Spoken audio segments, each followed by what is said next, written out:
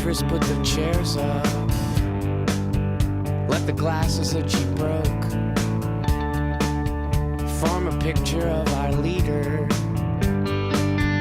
with a halo made of smoke.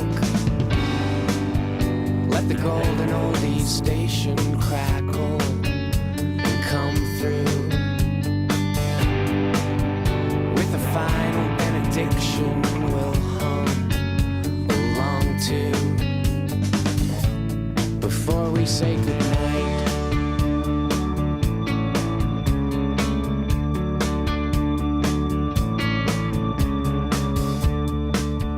Let our talk about the ball game and the weather show we care, like a sound we didn't notice until it stopped and left us there, with the traffic and our heartbeats beating in straight time. Let our hatred and affection march in the same line before we say goodnight.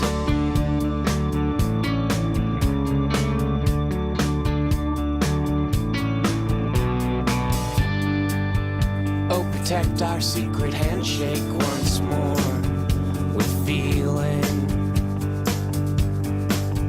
Let the toast to absent members push through the ceiling before we night.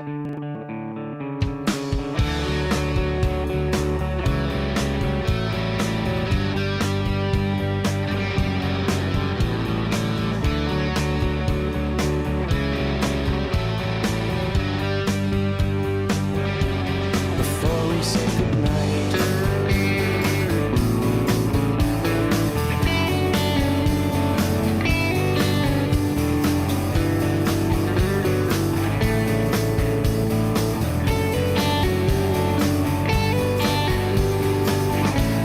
Before we say goodnight.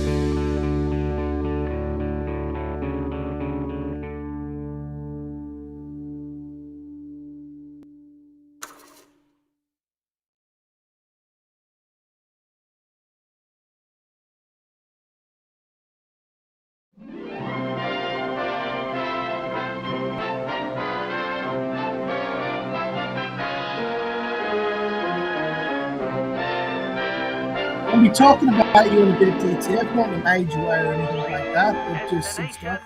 Earth. I just had to get a closer look at one of those Earthmobiles. Good to see you, Matty Ice and Oni.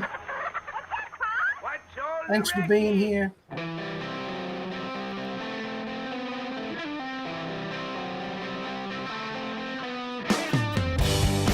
How I don't know how to sing. I can barely play this thing, but you never seem to mind. And you tell me to fuck off when I need somebody to. How you make me laugh so hard. How whole years refuse to stay where we told them to back dog. Locked up whining in a word or a misplaced souvenir. How the past chews on your shoes and these memories lick my ear. I know you might roll your eyes at this, but I'm so glad that you exist. How we waste our precious time marching in the picket lines that surround those striking hearts. And the time is never now, and we know who we should love, but we're never certain how. I know you might roll your eyes at this, but I'm so glad that you exist. I know you might roll your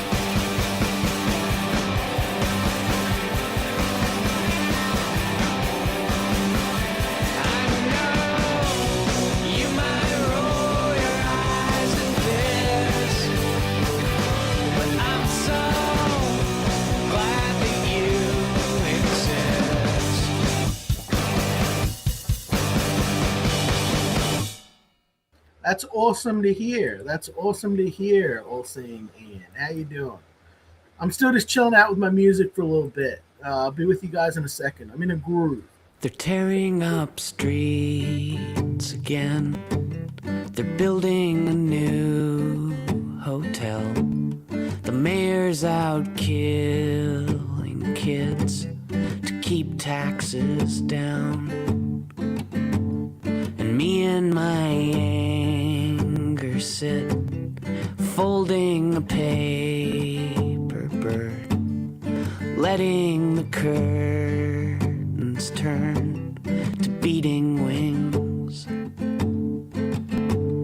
Wish I had a socket set to dismantle this morning. Just one pair of clean socks and a photo of you. When you get off work tonight, meet me at the construction site, and we'll write some notes to tape to the heavy machines. Like we hope they treat you well, hope you don't work too hard. We hope you get to be happy sometimes. And bring your Swiss Army knife and a bottle of something. And I'll bring some spray paint and a new deck of cards.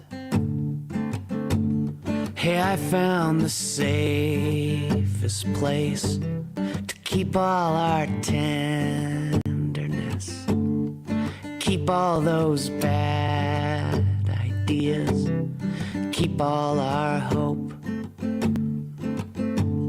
It's here in the smallest bones, the feet and the inner ear. It's such an enormous thing to walk and to listen. And I'd like to fall asleep to the beat of you breathing in a room near a truck stop, on a highway somewhere, where you are a radio, you are an open door, I am a faulty string of blue Christmas lights. You swim through frequencies, you let that stranger in, as I'm blinking off and on and off again. And we've got a lot of time, or maybe we don't, but I'd like to think so. So let me pretend. Well, these are my favorite chords. I know you like them too. When I get a new guitar, you could have this one, and sing me a lullaby, sing me the alphabet, sing me a story I haven't heard yet.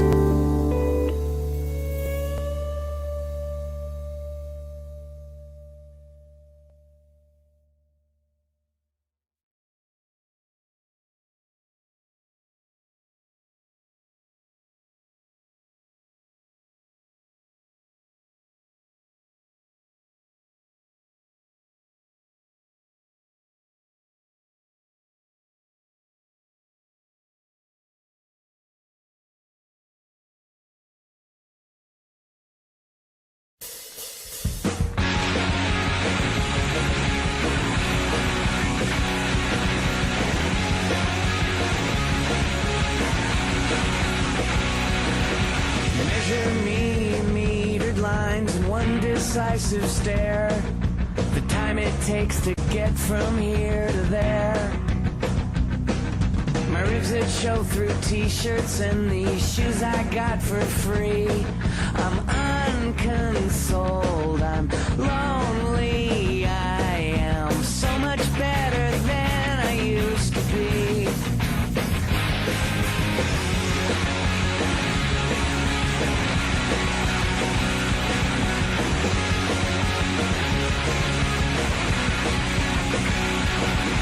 Terrified of telephones and shopping malls and knives, drowning in the pools of other lives. Rely a bit too heavily on alcohol and irony, get clobbered on by courtesy, in love with love and lousy poetry. And I'm leaning on this broken fence between past and present tense, and I'm losing all those stupid games that I swore I'd never play, but it almost feels okay.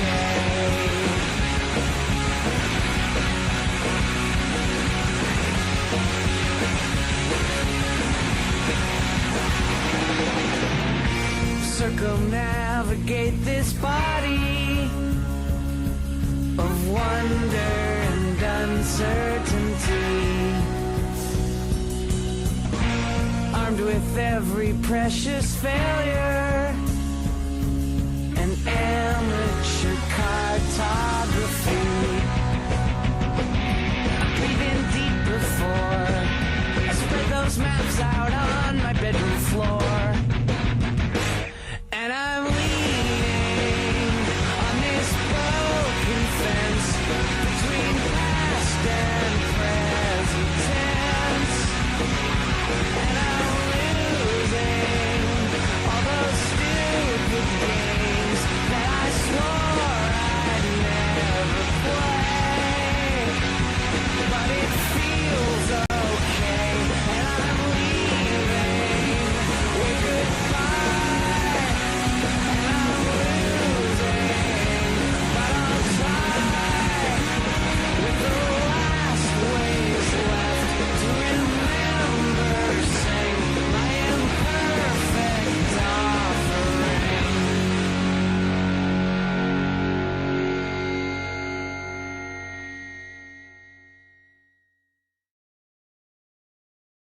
We're nearly done, guys. Nearly done. Let's see what's next beside the side. I love the side. What a great song. What a great song.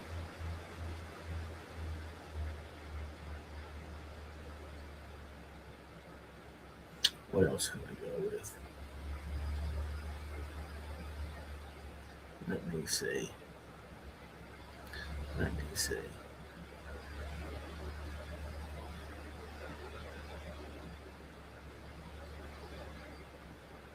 Hold on a minute. I know what to do. I'm going to go back to one of the classics. Turned out to be prophetic in the end, didn't it?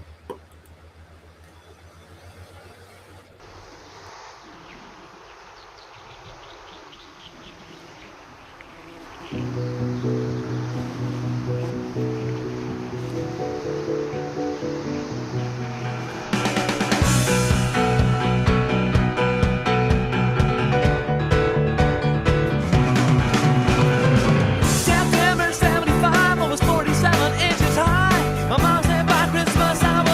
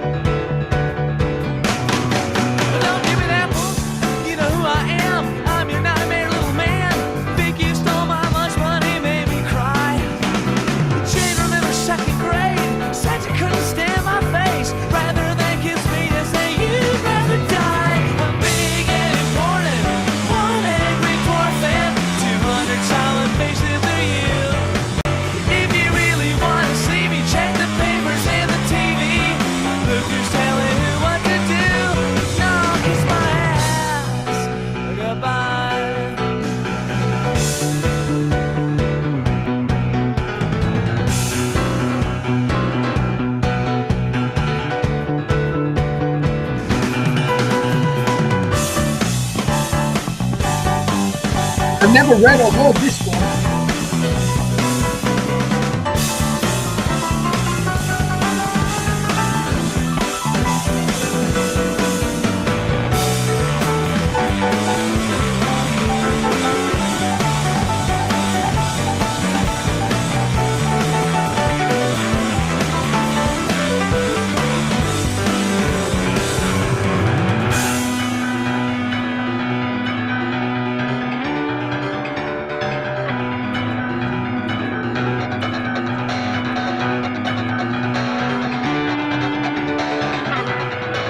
You'll be sorry one day, yes you will, yes you will. You shouldn't push me around, cause I will, yes I will. You will be sorry when I'm big, yes you will, yes you will. You will be sorry.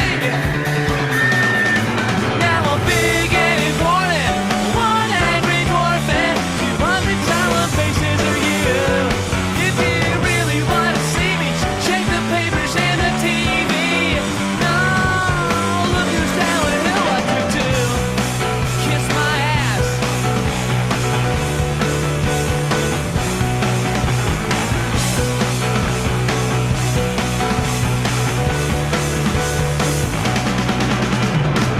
Kiss my ass if I now. Kiss my ass if I now. Baby, baby, baby, baby. Kiss my ass if I now. Kiss my ass if I now. You told me to leave me.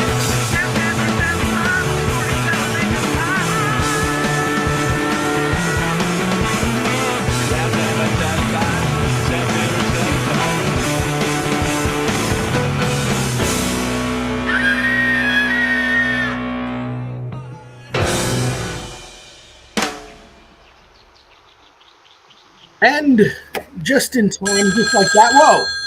Get out of here. Get out of here, Anna Ang. It's a great song by They Might Be Giants. But just like that, I'm mostly packed up. So I got sent a tweet by they sent a tweet by Arcadian Comics out of Blue, so thank you for that.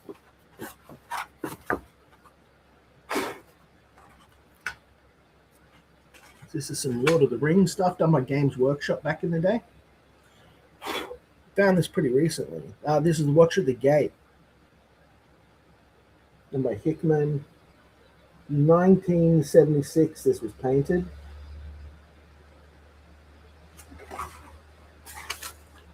This will be framed and hung up in the new studio. Along with this. I got a bunch of these old school, like Lord of the Rings, things that were released by Games Workshop, which is weird, you know what I mean? But I found them in the back of an old news agency here. Aren't they cool? Like before it was sort of mainstream. I love gnomes, as you know from yesterday, and I love hobbits. I think they're cool. Hobbitses are cool. You know, they're rad. So that will segue into today's show, I guess. And the topic of the day. And look at this. Ready to see this one? And the last song we played, I guess. I'll just unroll this scroll like I'm about to cast a spell. I've got a whole bunch of these. Aren't they beautiful? Virtually unknown, right? There's a Hobbitsits. I don't know.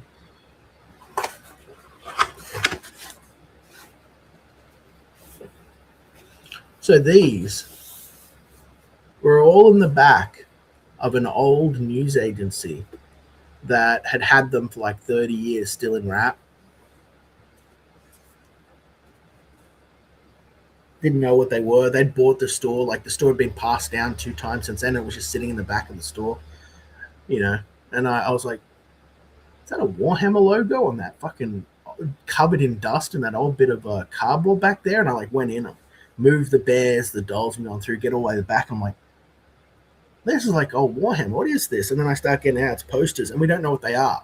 Now, I assumed I was going to be getting like orcs and humans and stuff from Warhammer, or maybe some early 40k posters. When I opened them all up, they were Lord of the Rings posters. They're all from scenes from Lord of the Rings. I think I got about 6 of them. So they're all various different scenes, fully painted. Good afternoon. Yeah, very beautiful. One angry dwarf. Yeah, or isn't that always the case? Isn't that always the case? I thought that the angry dwarf was me. So let me just stop there and go to the tweet. That is not yet for viewing. That is not for public consumption. That's the wrong one. I'm going to turn that off. Da-da-da. The comic wars are upon us. They are. Where are we? Where are we? Where is it?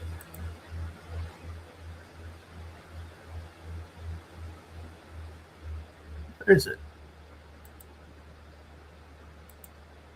Can't find it. Here's my post of it, but this isn't what I'm talking about. Boom. So I go, well, holy shit, thank you, right? Asian Outlaw, Asian O the Time Outlaw reposted. But I'll find the actual thread. But here Ethan says, folks have to leave Liam alone. It's one thing to enjoy his silly public videos. It's another to threaten his family. He's a fascinating character, but people should be careful not to damage his reputation, make false accusations about him, or make him feel unsafe in his home. I mean, this is one of the reasons that, like, I can fight with Ethan, but I can't call him a pussy. I can call a lot of these other guys pussies because they are pussies, right? But at least he has the fucking guts to say the unpopular thing. To call a spade a spade. But I have to go back to Discord. Turn off that. Bacillus comic. Bacillus is making comic books about me, guys. He's making comic books about me to hurt my feelings, I think. So I'm gonna make some comic books too. It's easy to do little cartoony stuff. It takes like an hour.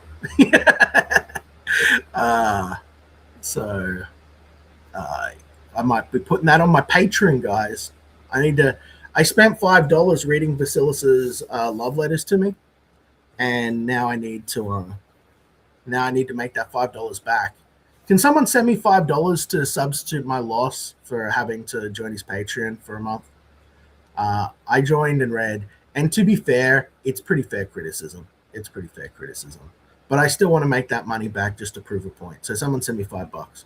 And also join my Patreon for over $5 so that I can double the money.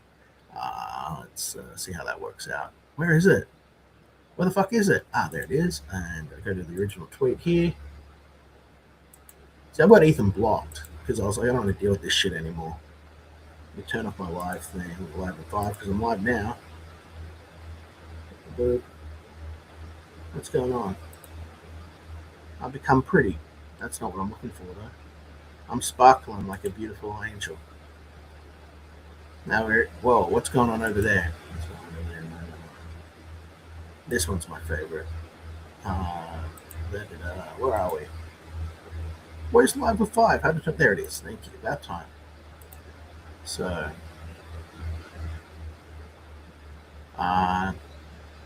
nice. Yeah. Yeah, I like that, said Brent. Yeah, that's great. Gods is good too. Good afternoon. Is Ethan trying to save his personal army? I don't know. I know, maybe.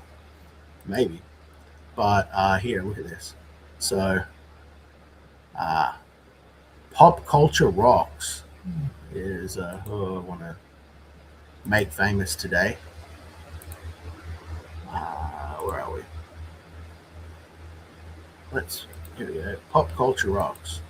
So, this is Pop Culture Rocks, and they're taking the footage of me shooting the potato cannon, and they've made this. It's some sort of like, I don't know why they're thinking doing something here. Look at this. Here we go.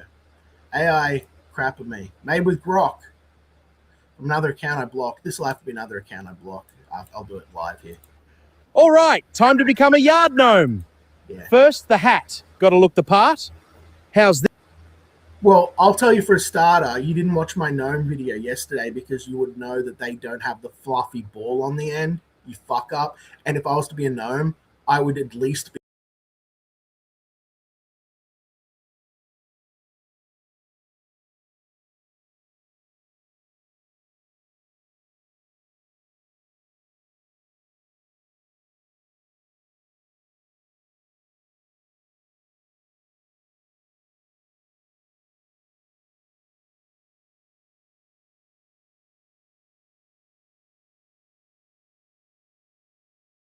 You know? In the wild. Yeah. All right. There we go. So that's the video that they made.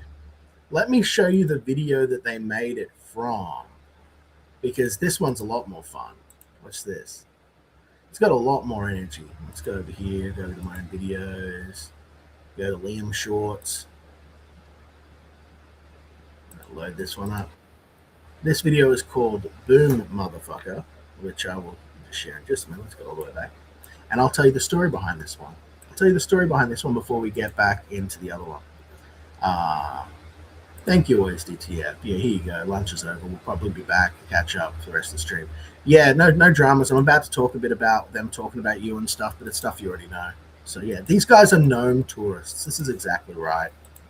This is, I think we're going to leave this one here for a while. These are gnome tourists. They're not true gnome fans like I am. Now, how do I change this over here? Bear with me, guys, just a minute. They're gnome posers, you know what I mean?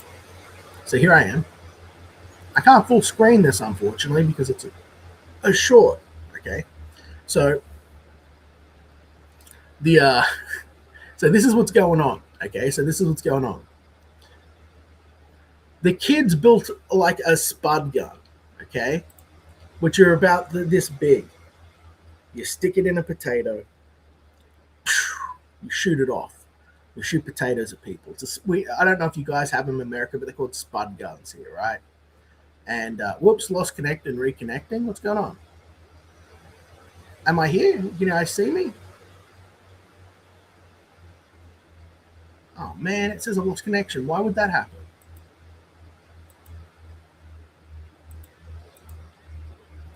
What's going on? Am I live?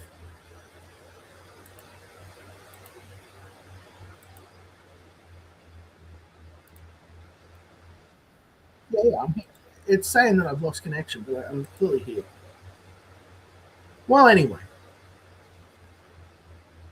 So we got these little custom guns that we make called spud guns, okay? Kids make them, they shoot each other, they hurt, they leave little welts on you, not a big deal. But then I was like, well, what happens if we take the same technology and make it gigantic? So here we go. So this is Liam's spud gun to the highest capacity of explosiveness that we can get. Here we go. Watch this. And listen to this. Really listen to this.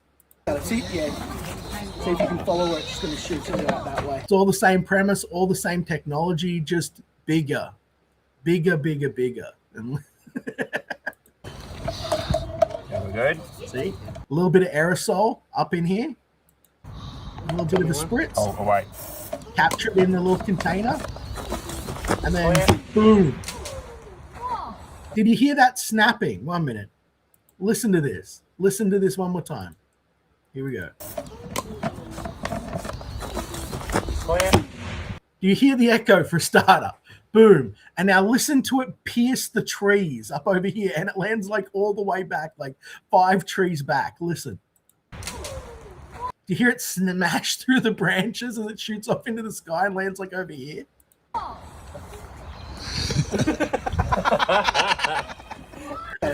So they took that, which is just a happy video of me laughing. Hey, where did everyone go? Oops, there we go. There we go. It's because, all right, I see. Close you off.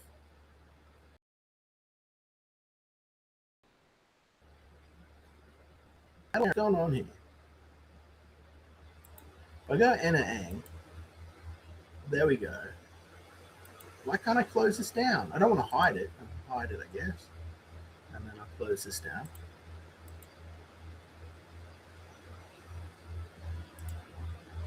What's going on here? Reload the chat. New comments will display here. Something went wrong. Why doesn't anything ever work? Now I can't read anyone's comments. Bear with me. I'm going to hit refresh. Bear with me. It won't be a minute. I'm going to reset.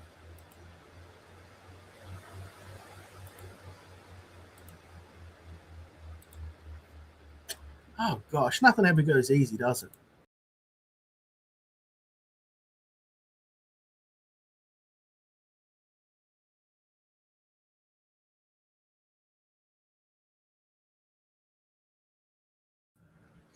I'm back. Let's see if my chat's working. There we go. Everything's working now, though it still says reload. Okay, but where were we? Liam, when you get to move into the new house, set up a gnome garden. I don't really like garden gnomes. I like literary gnomes. You know what I mean? I like literary gnomes. But yeah, so that's just a happy video of me making a giant explosive cannon thing and shooting it off into the sky, right? And so like the weirdos took that. 1 second. So the weirdos took that. They saw me smiling and laughing and happy, and they're like, "Oh, let us delight in the humiliation ritual that we can try to like put this guy through by freeze framing a frame of him laughing where he looks bad." And it's like, you know, this is just proof that like you could win the lottery, and these guys would try and spin it into some sort of hatred, nonsense, obsessed bullshit. It's like. It's just stupidity, right? It's like just propagandist bullshit. It's just like laughing at misery. It's like Liam's happy, and they're like, we can't have that. We must mock and humiliate him. But they still haven't figured out that I don't care. You know what I mean? Like I don't humiliate me as much as you want. You're just gonna lose your channel. I don't care. I'm not really humiliated. I'm just not going to just take endless bullshit from everyone all the fucking time. Threats and stuff, right? I don't care. I'm here to have a good time. If people laugh, I'm happy, you know? Yeah, we can see in here. It's a great gnome garden idea. Yeah. I'm sure Shenna and Elle would love to clean. Shenna has like a fairy garden. Like, have you guys seen like those? I built her a fairy garden. I've got to build more rock steeps for it, but it's like a closed off area of the yard, and it's like a little area flowing through it, and it's like just for her garden and her plants, and like a little peaceful shrine area just for wife. You know how I don't love my wife? I don't do anything for her. Yeah, so it took me a whole weekend to build that thing, but yeah. How's everyone? Yeah, and so we'll get to the actual topic in just a minute. Liam, not the big gnomes. You can buy the little ones to put outside. Yeah. That's So let me get back over here to what's going on over here to show you the full context of this conversation. Here. So yeah, so they took that and they're like, hey, let's make something to like trash Liam out of it with, right? And it is me being happy and just hanging out with friends and family and shooting giant guns into the sky, right? Potato-based guns, like my potato-based face. But they take that and Downton says, he goes, Liam, all right, fine. I'll leave you guys alone and just do my thing over here. Everyone in Comisgate, let's keep harassing the fuck out of Liam. Yeah. You know. So then Elizabeth, who's one of the main obsessives, if you go and check her timeline, it's just pretty much all fucking me, right? Liam and his camp, including you, have never left anyone alone since before 2018. Guys, I don't know what we're doing, but we're upsetting some people. Just sitting here doing our own thing and packing DVDs and packing books and moving house because of fucking violent threats. That's apparently targeting other people.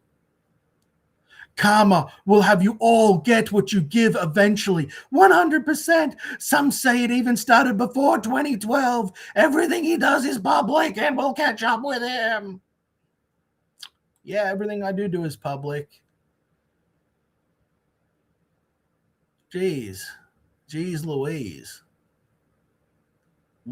Well, for a starter, the Downton has only been around since like 2001, 2002. Two, where are all my people fucking with anyone else? Sorry, like, am I Brent Mackey? Are you out there on Twitter picking on people? Are you out there picking on people in my name, Brent Mackey? Yeah. No, this is all projection. This is what these people do, you know? I unsub from all of Comicsgate and don't even have Twitter. Yeah, I know, right? Yeah, people, yes, I've seen people have fairy gardens, yeah. So Shani has all these little tiny fairies that she's got, little fairy houses and stuff, and put them all over the garden. We went to the big dinosaur place. Did we upload the videos of that dinosaur place? I don't think I have yet. I haven't shown you all the animatronic dinosaurs and all the fairyland and everything that we saw yet, I don't think. Had Elle riding like a giant unicorn and stuff. I think they're still on my wife's phone. I should upload those. But yeah, so like they're acting like we're going after these people or anything like that. But like you don't see me making AI videos of these people. We made a little cartoon, which was just to laugh at the absurdity of all of this gay shit and to see the power of what, you know, AI could essentially do, you know, if it was to be pitched, you know. Well, I won't say anything more about that. But essentially this is just repeating all of the nonsense that these other people have flung at us. Like all you guys know, you come in here, you tune in, and it's just me like sitting here doing my own thing. And it's always shit coming and smashing against me. I'm not going out there smashing against other people. And it's just kind of ridiculous. I mean, like, look, I just shot a cannon into the sky and laughed. It's pretty cool.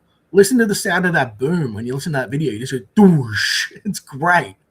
It's great. Back when I was a teenager, we would have shot each other with that to see how bad it hurt. Probably would have got injured. But over here, you know, Horseface Chicken Wing says, I look forward to you guys exposing how he used to cut class in the 6th grade. Okay. Okay. And then Ethan comes in and he says, folks have to leave Liam alone. It's one thing to enjoy his silly public videos. It's another to threaten his family. He's a fascinating character, but people should be careful not to damage his reputation, make false accusations about him, or make him feel unsafe in his home, which is a whole lot more brave than basically anyone else has to say.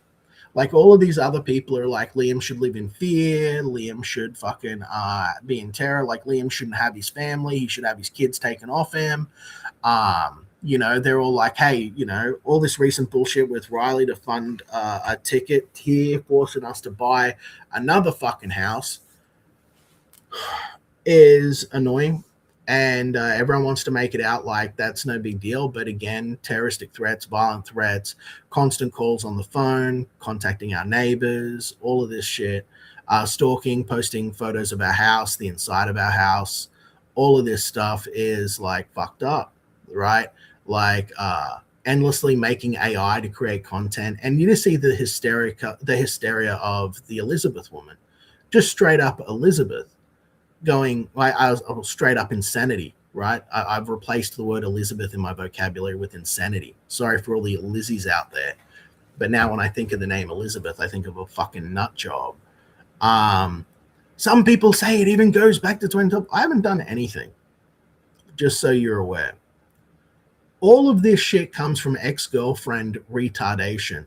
And you'll see that they've got cider hype right. This goes through cycles. They've got cider hype writing them fan fiction. Well, at least I assume it is. I apologize if that's not who it is, but that's who I assume is writing them fan fictions about from my fucking life, you know, pretending to be girls that I previously knew and shit. The same way you had fucking people writing as my wife and people writing as fucking writing as what do you call it, the fucking, who was it, like the priest or whatever it was. They have all these people that just write stories about them. They run out of shit to cover, and so now what are they doing? They're going back to like 6 or so years ago, covering shit from like 6 years ago that's like long buried and done, just to try and stir up more shit. And now when that sort of runs out of interest, they're making up weird fan fiction stories, weird bullshit, erotic crap, and then blaming me for it, even though that's John De La Rosa's thing, whatever. And they're fucking now making AI and shit. Well, they've already been making AI and weird erotic stuff and just dumb things. And it's just like, I don't go to where you are. I don't bother you. I don't go to your channel. I block everyone. That's pretty loud and clear that I don't want contact. Like, I don't know how else to say it.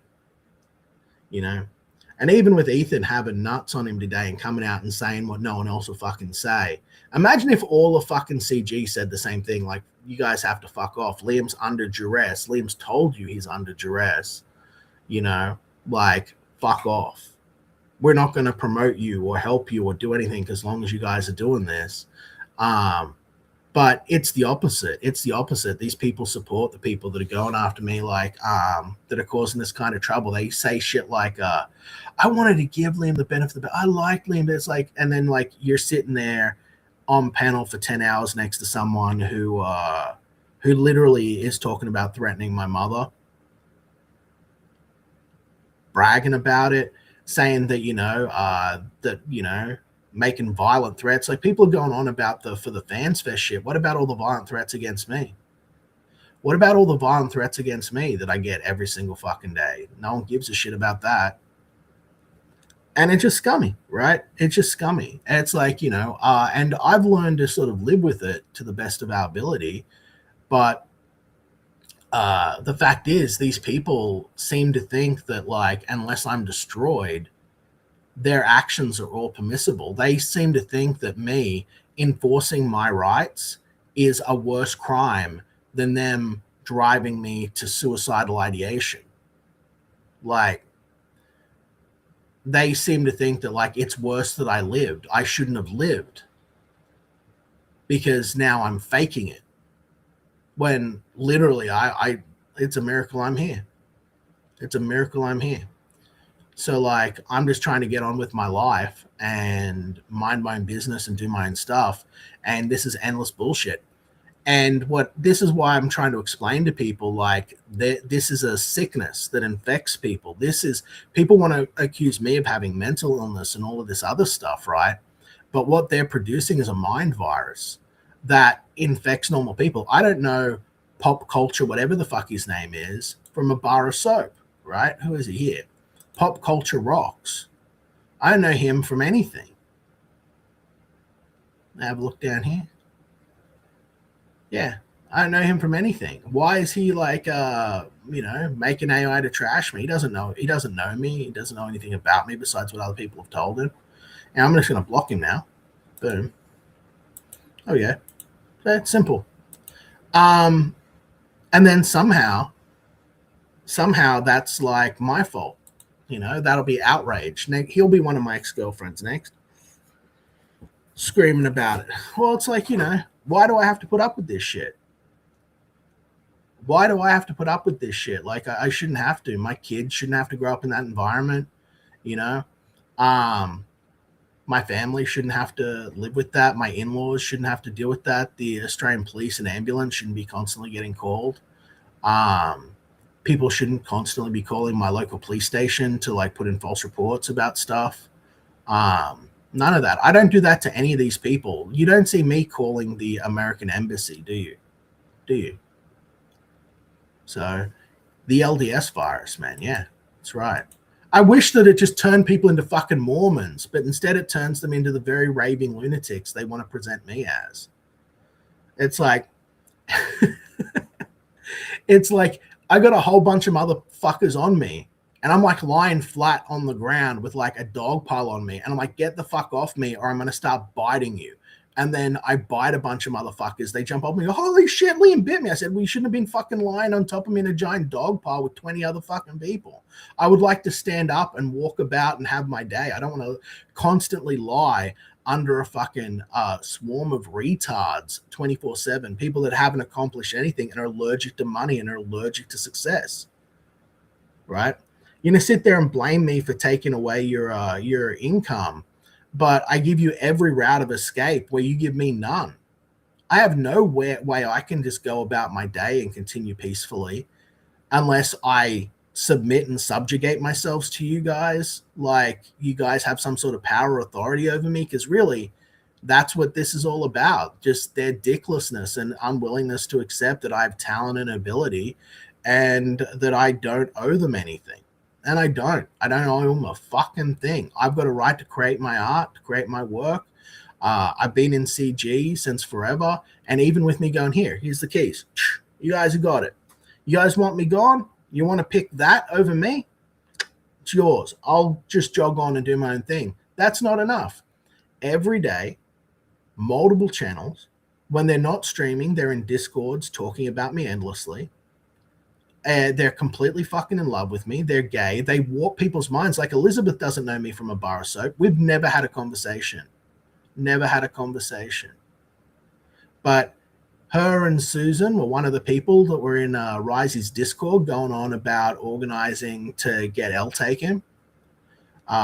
She's always in all of these chats going off. Her, Sleeping Psychopathy, all of these people. You know, it's retarded. And I don't deserve it. And I don't want to put up with it. And it boggles my mind that all of these people who are like, Ethan's the worst piece of shit ever, none of them have the courage to even just say what Ethan's saying. And that is, these guys are fucking retards and shouldn't be doing what they're doing. Leave Liam alone. No one can do it. No one can do it. No one can do it. Because instead, you're going to sit alongside them. Like Will Studio just recently, you know, he's now in the shunt box. He's fucking kicked to the curb as far as I'm concerned. Tried to be reasonable and kind to him. Would have helped him promote his book. Would have done well. But he's chosen to like sit there next to guys that are fucking going after my family and shit. Okay? Fuck you. Fuck you. You know? Same with the Katie situation. Dan Lawler straight up lying. I showed that going around telling everyone on multiple platforms. This is multi-platform harassment, right? Sustained multi-platform harassment. Going around telling people that I threatened Katie did with a knife. Well, was it just yesterday or the day before? We showed the full video that they themselves say is proof that I threatened Katie with a knife. And the worst thing I ever did in the course of that video is point a knife at Mint Salad's name in the corner of the pen, on the corner of the thing, and point the knife at the camera and say "embiggen" to like a magic wand. I'm not brandishing it as a threat in any way. I'm not like making stabbing threats. I'm not making violent threats at all. You just can look at that in their own evidence. But it's presented all over fucking Twitter as if it's real. And it's either that means one or two things. Dan is lying, willfully lying, or he hasn't watched the video that he himself is sharing with people. And he's just basing it off a screenshot that someone has engineered.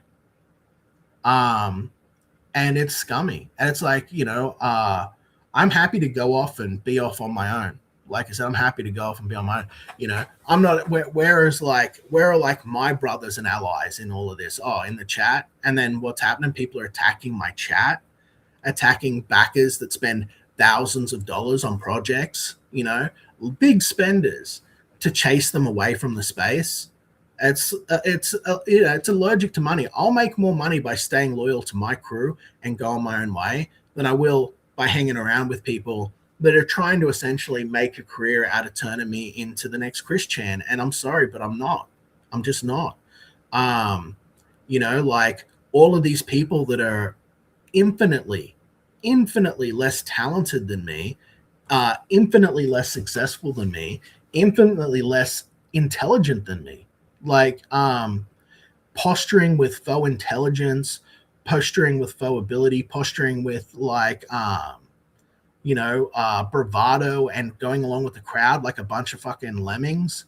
It's like, you know, thinking, oh, well, our numbers will defeat Liam. We're the popular crew, so we will defeat Liam. I don't care. The last few days, I've had kick-ass streams with people. Have you noticed? It's been awesome. We've been talking comic books and all sorts of fun stuff. That's all I ever wanted from this space.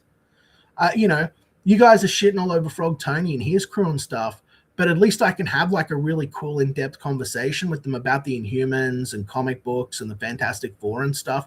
I couldn't do that with anyone else. All of these people that are criticizing me, they don't know anything about anything, and they just repeat the safe talking points of other people. They don't think for themselves. And so this doesn't exactly mean that I'm going to be running back to the arms of Daddy Ethan, but I will say that I respect his fucking, I respect his balls. I respect he's got the nuts to fucking say something against the mob. None of these other motherfuckers do. They're all just fucking follow lemmings that repeat bullshit and want to be programmed with vitriolic hatred. And it's a dead end. It's a dead end. And, meanwhile, I'm going to be out here doing my own stuff. Like there are people who I've offered work to have thrown that into just the void just to be hateful.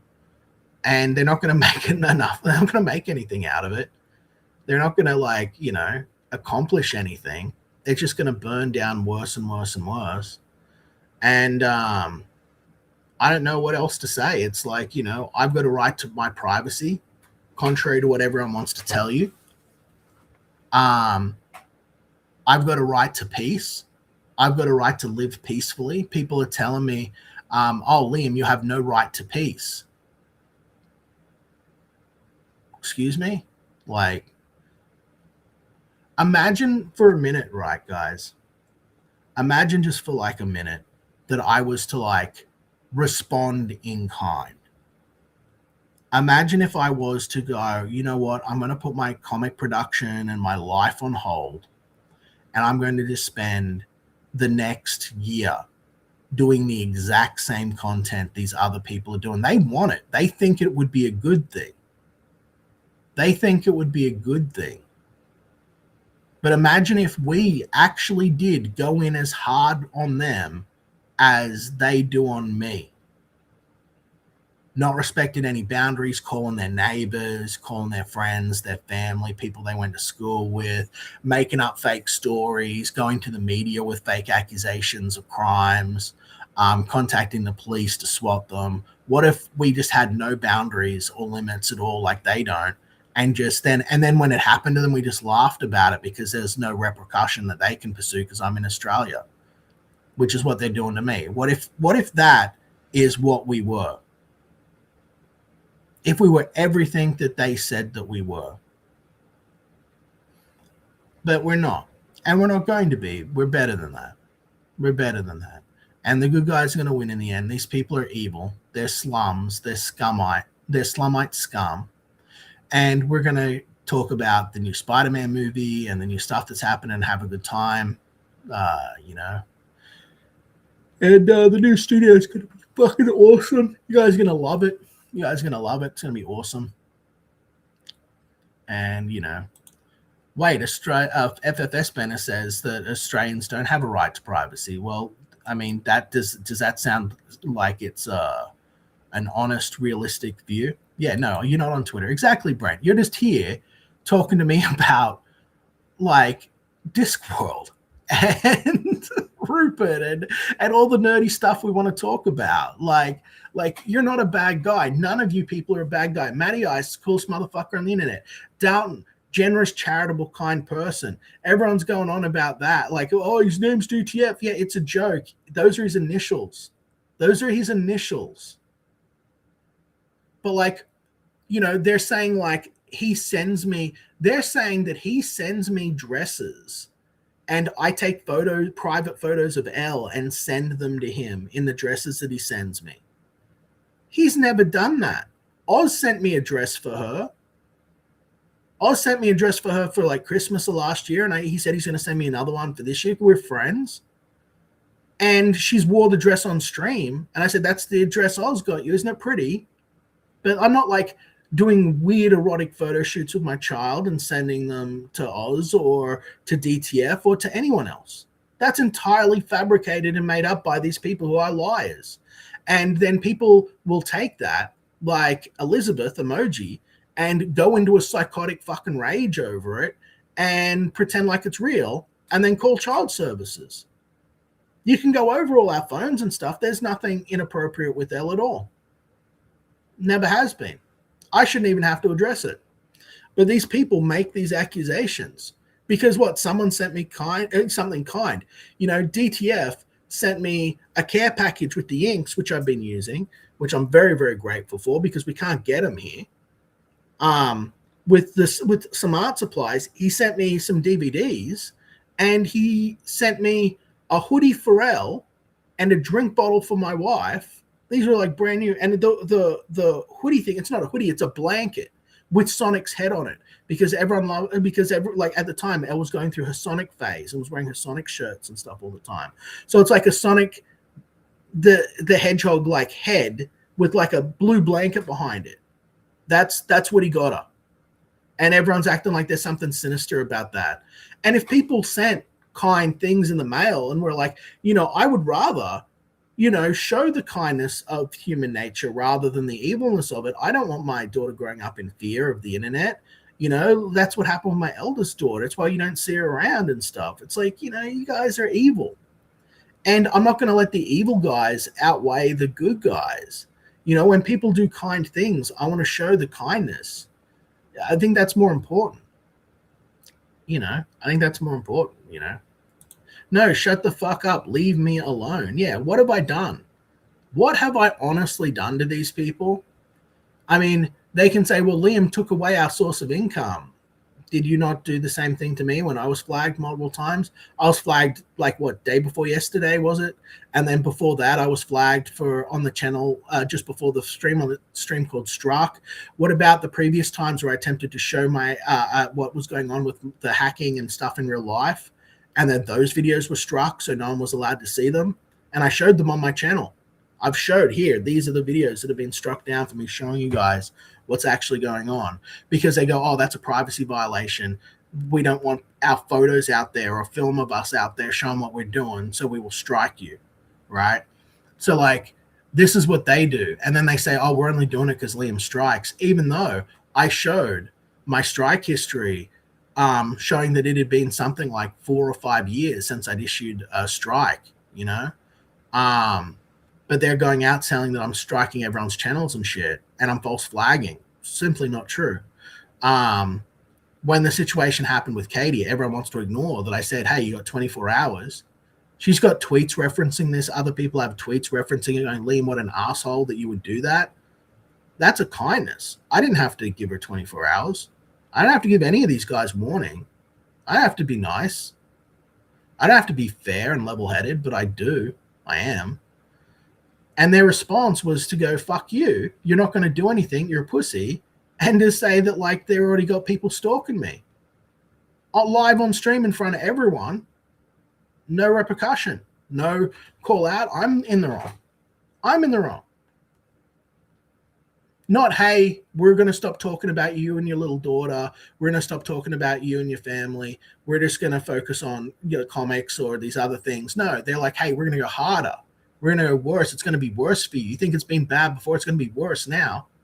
Oh, well, if you're saying that it's going to be worse than abduction attempts, attempts on the life of me and my family, stalking, filming, trespass, vandalism, if you're saying it's going to be worse than that, I mean, that's pretty bad.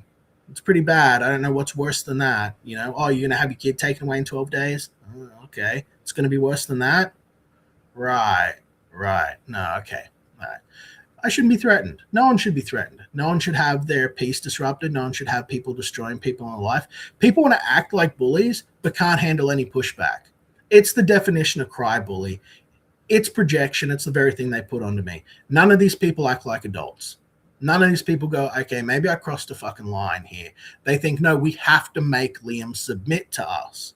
We have to make Liam submit to our power. But they have no power. They are weaklings. They are cowardly. They are following a mob. It's full on, it's the LDS virus. It's Liam derangement syndrome. It's like dealing with liberals in, 2018. Just people screaming hysterically. And for some reason, it's now the consensus, And it's like, I've tried to be supportive and kind to these people. Again, I use Will Studios as an example. He's someone that I brought on. I was nice to, you know, these are all people I've tried to be kind to. I've even joked around and played around with, you know, like the famous tape measure stream. I did that for those guys because they were talking about how tall I was on a segment. And so I went, oh, this will be funny. They can play this like tomorrow or the next day or whatever. And I'll be like, shh, here I am, bro. And I'm doing it over the top. I got my gut hanging out and everything. And it's like, it's funny, nerdy internet shit, right? And I do that for those guys to show that I'm in good favor with them. And that, like, you know, I'll play around and joke back and forth and give them a bit of content and stuff. And to show goodwill. And then next thing I know, these guys are sitting on panel with the guy that's threatening my child and crowdfunding to come to my home. You know, when I've said, I don't want you here, I don't want you near my kids, and it's said that things are going to be worse. Has made, again, AI videos of my girl drowning. Again, at no point has he said, I'm sorry about doing that, I won't do it again. You know, I was an asshole. No, he said it's going to be worse. It's going to be worse, Liam. I'm like, well, you know, you're making threats where you're going to fight me. You're going to come to my house and fight me. Okay, that's premeditated assault. You're saying Liam's only going to adhere to authorities. This is correct. That's correct, because what's happened to me is criminal. We've had threats on our lives, attempts on our lives. We've had stalking. We've had all sorts of insane, crazy shit. And people like you and these other fuckwits, all of these guys that are doing this, are emboldening people that are mentally ill. And if you don't believe me, look at people like Sleeping Psychopathy, who herself has said she has, you know, problems with obsession and mental health. And sometimes it gets worse and she carries on. Look at how Elizabeth is acting. Look at what these people are saying and doing.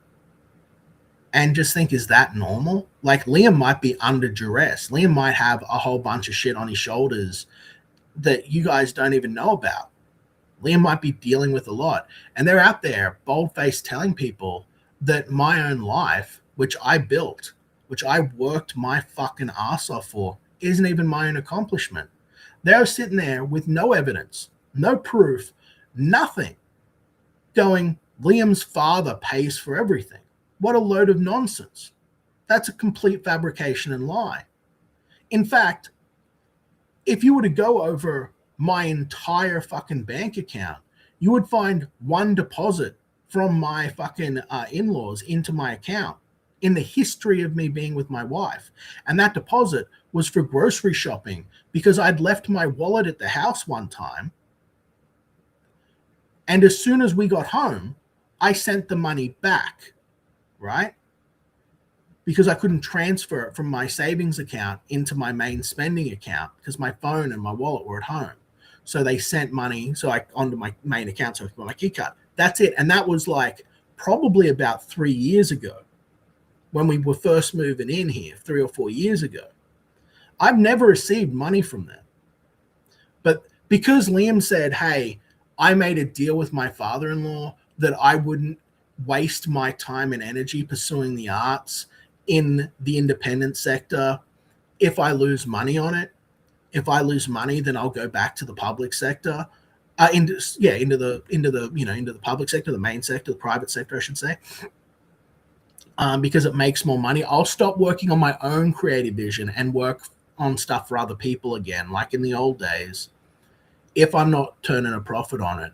They want to turn that into Liam's depending on this guy for money. Liam, who never had a father, wants to get along with his father-in-law, who's very old, hard yakka, old world Australian. He's a builder. He's an architect. I'm an artist and a writer, you know, and I want to get along with him. We're two very, very different people, right?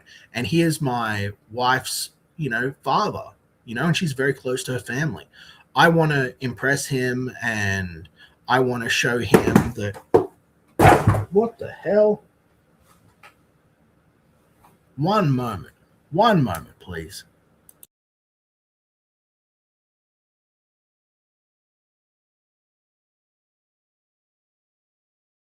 Dinosaur fell down because it's been moving things. So he literally said yesterday, the day before, that you should live in fear. He is inconstant. He is inconstant. He just says what suits him at any given time. Yeah.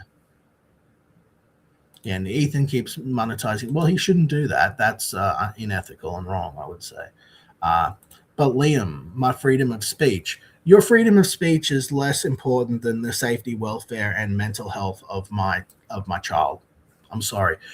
Uh, if these people are like out there, like, oh, but our freedom of my freedom of speech, my freedom of speech, your freedom of speech doesn't matter. The only thing you say is drivel. You're not Abraham Lincoln. You're a fucking mouth breathing troglodyte idiot. You sit there and make violent threats against people and then act like you're a victim. You're a joke. You're fucking laughable. These people that are like, they're gonna like, they want to show up. It's like they want to contact fucking all my relatives, my family, the police. I want to do all of this, and then they're gonna show up and they think it's gonna go down like I'm Ethan Ralph or I'm. They think that I'm fucking Chris Chan. They're idiots. They're idiots. But it's like I just don't give a fuck about these people's freedom of speech. They showed me a long time ago that they're not going to use it to make the world better. They're just going to try and use it to defame and humiliate people. They ignore that there are defamation and libel and slander laws. They think there's no repercussions to what they're doing. They've convinced an entire sector of the comic book space and a space beyond that I'm a mentally ill retard. And it's like, I'm one of Australia's most successful independent artists, like ever. So what the fuck? But they're like, oh, it's just Australia. Australia doesn't count. Okay, cool. Well, I've sold more on my books, even while I wasn't in Comicsgate, than a huge number of the Kings that appear on the old Kings show without the support of the Kings. I've got support on one book, and that was Dino King, and a little bit of support on Xenotype, but I was never on any of the big shows. So on my own, with the entire fucking world against me, I've done better than everyone that was holding all of these motherfuckers' hands, for the most part. And I've absolutely done better than all of these people that are telling me how to run my business and what I need to do from the slums and Riley's crew, acting like they have any understanding of what's going on here. It's ridiculous. These people will sabotage their own success to maintain a narrative because really at the end of the day, this is about control. And Liam Gray will not be controlled. I am a force of nature, as was once said. Very flattering comment. Liam's a force of nature. You can't control him. That's correct. I'll be benevolent, happy, sunny day, all good. If you fuck with me, if you jump on board with all this shit, then you get the hurricane. I don't give a fuck. I don't care. I don't adhere to your rules. I've got nothing to lose. The most I can lose is my independent comic book stuff. And that's because as a man of my word, I will keep my word to my father-in-law. If I was a cunt, I could just say, I'm going to do it anyway, even though we're in the red this year on it. I'm going to do it anyway. But I won't do that because I will keep my word. But that's the only thing I got to lose. That's the only thing I got to lose. And if they wanted that, if they really wanted my, the destruction of my comic book career, they could just ignore me. They could just ignore me. But this isn't about ignoring me. This is about them trying to make money. They want to take my family away from me. They want to take my house away from me. They want to take my peace away from me. They want to take my life away from me. They want me to kill myself. They're angry that I wasn't successful on the last attempt after my breakdown. They want me in a state of constant fear and duress. These are evil people. And no one's speaking out against it, and people are taking their side. They're claiming that I'm making threats against women with knives. I'd never do that. Never do that. Anyone that even remotely knows my character and knows the real Liam, knows me, knows I would never do that. You can watch the video where they say this or that happens, and it's like the most. They tell you that I spend my campaign money on toys. When? I spent Dino King money on toys after Dino King was fulfilled. After the Dino King campaign was fulfilled and I paid myself with that, I bought a Care Bear for Elle. I brought a theropod for myself. I bought some turtles to give as gifts, and I bought some land sharks that were on special. You know, for myself, out of like, you know, months and months of work. Out of the book was printed, published, and fulfilled. Am I not allowed to have that money for myself? I'm not allowed to do that, you know? Like, they have no evidence that I've spent any campaign funds on anything but campaign stuff. Because I haven't. You know? It just sits there in my business account, each business account for each book. They just lie to you. Tell you this, tell you that, stuff to make you angry. Defame me. To be fair, Daniel doesn't have a book or an OC on his own, so he relies on other people's IPs for work. It's unlikely of him to take a stance that would hamper that. You missed the symbionts invading the DC Universe conversation past Thursday. There was that on the extended Devil Fruit talk. Oh, I'd like to hear about. Yeah, send me the link of that. I'll watch that. I saw Ethan's message, and I think it's as genuine as a harlot's "I love you." At least he fucking said it. At least he had the guts to fucking say it. You know, that's all I've asked anyone to do, by the way. You know, just fucking stand with me and say this shit is fucked and what you guys are doing is fucked. And if everyone did it, if everyone just said, yeah, you shouldn't be contacting people's families, you shouldn't be going after their family, you shouldn't be like calling child services or sending people to film them, you shouldn't be doing this shit, which I think that every normal fucking person on the internet thinks. I think that if that happened, these guys would have no more momentum and that would be it. They would stop. They would start focusing on anything else, which is better for their mental health. Instead, you have them writing these giant fucking diatribe erotic fan fictions and shit and putting my face onto weird fucking onto women and weird like skin tight fucking aerobics outfits and shit like that. And it's like, this is not normal. This is not even normal internet stuff. This is like really, really weird, obsessive, creepy stuff, you know? Even the fact that there are people that have like been holding onto videos of me for like since 2012 and like sitting there hoarding them like they're their Golem secret treasure, you know? And it's like, okay, shit happened. We're past it. Again, it was nearly a decade ago, and you're presenting it unfairly out of context. I don't care. All you're doing is brainwashing people into hatred, which is going to make them sick, and it won't affect me at all because they weren't people that were buying my books or supporting me anyway.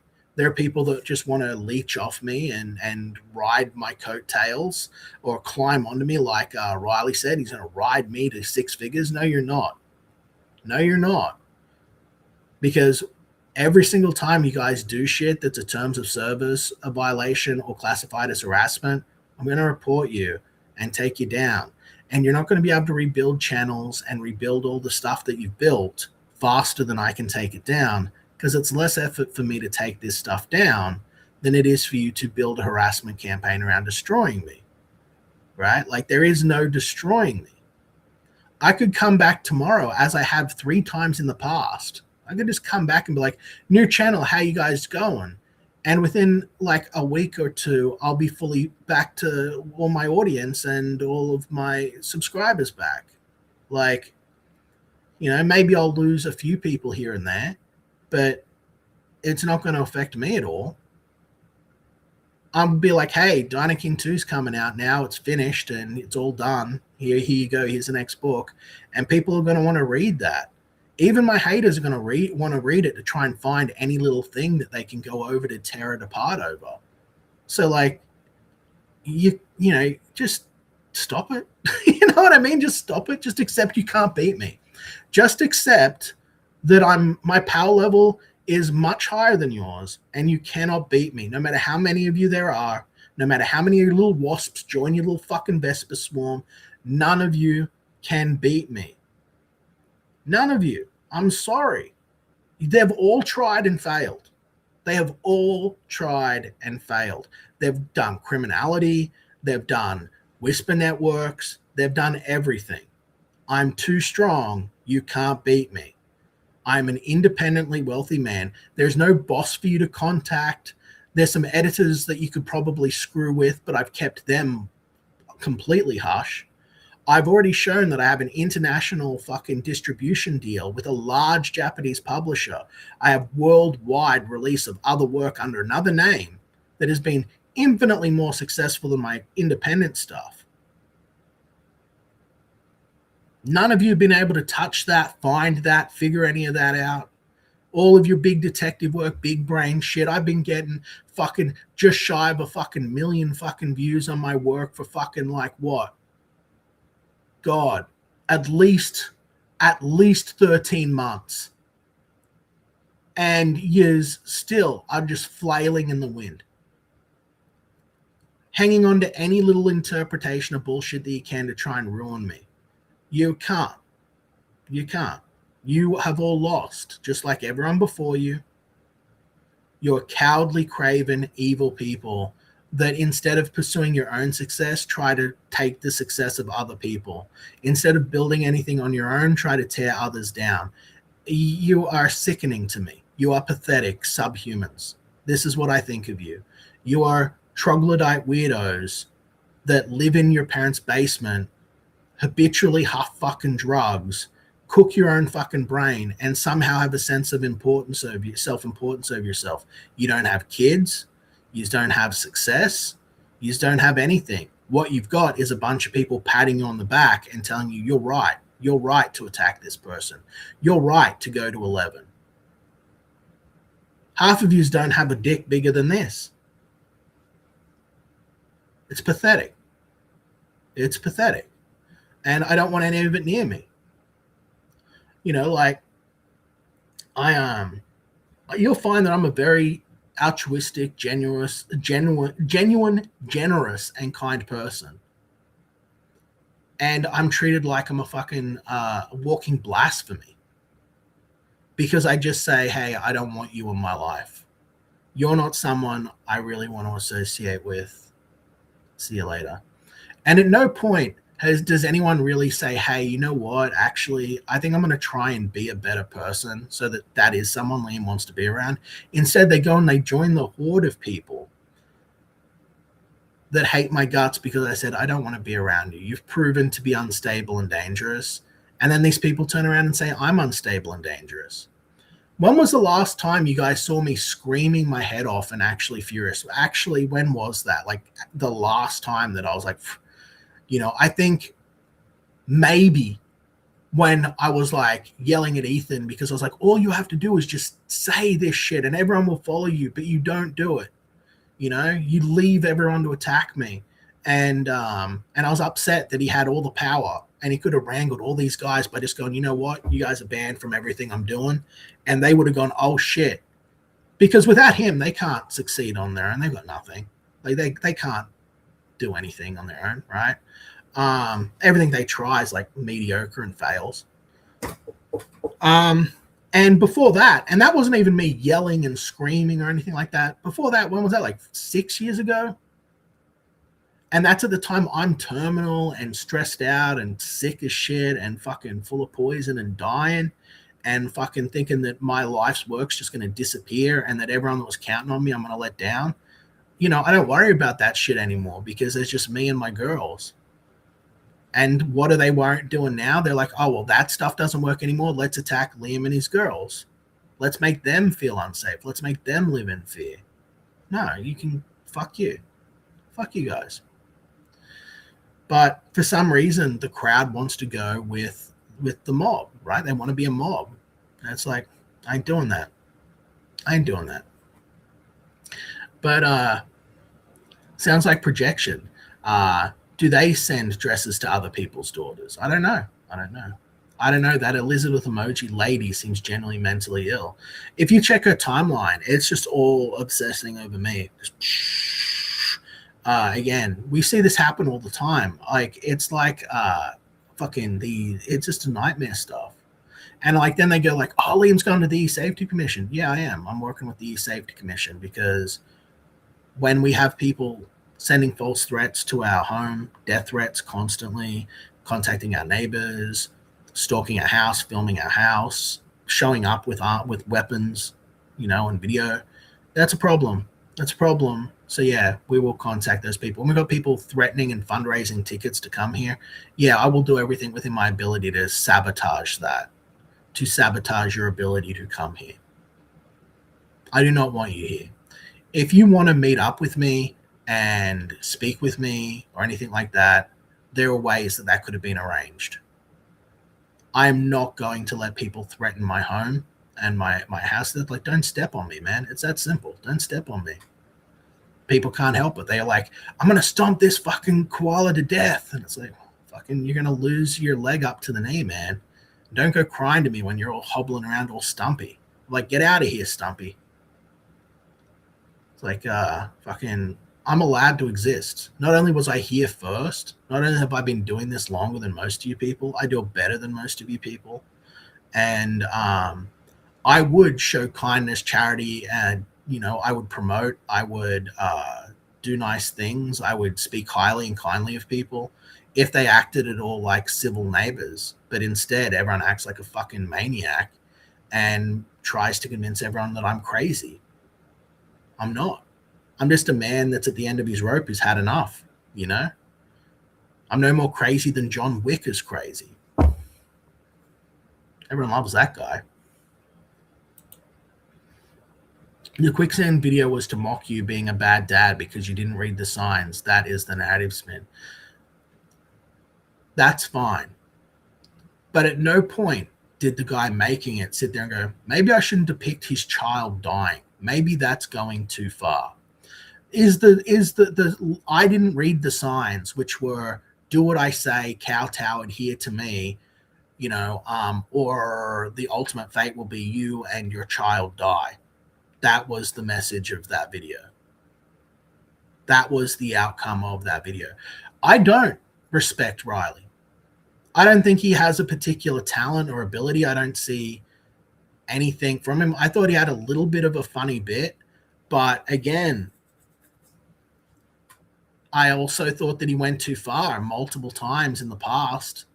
I was like, yeah, it doesn't seem like comedy anymore. That doesn't seem like comedy.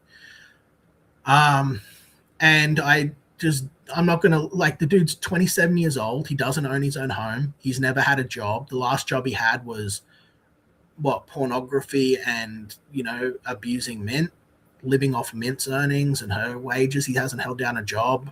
He hasn't produced a book at all that I've seen of any real value that I think is at all good or interesting. I haven't seen anything from his music career that I think is particularly worthwhile or noteworthy. I don't think that he has ever done anything of particular value that I can register as like, oh, well, that is his moment. And that's normal for young men that are trying to like find themselves and figure out who they're going to be. But placing yourself in a situation where you're going to be like, hey, I'm going to like help all of these other people and you haven't even found success for yourself besides just being a loudmouth on the internet. Anyone can be a loudmouth on the internet. I can do what Riley does better than Riley does it. I just don't want to because I know how to be spun. Like, there's nothing of value there that I've ever seen. And I'm not saying that to be mean. I'm not saying that to be an arsehole.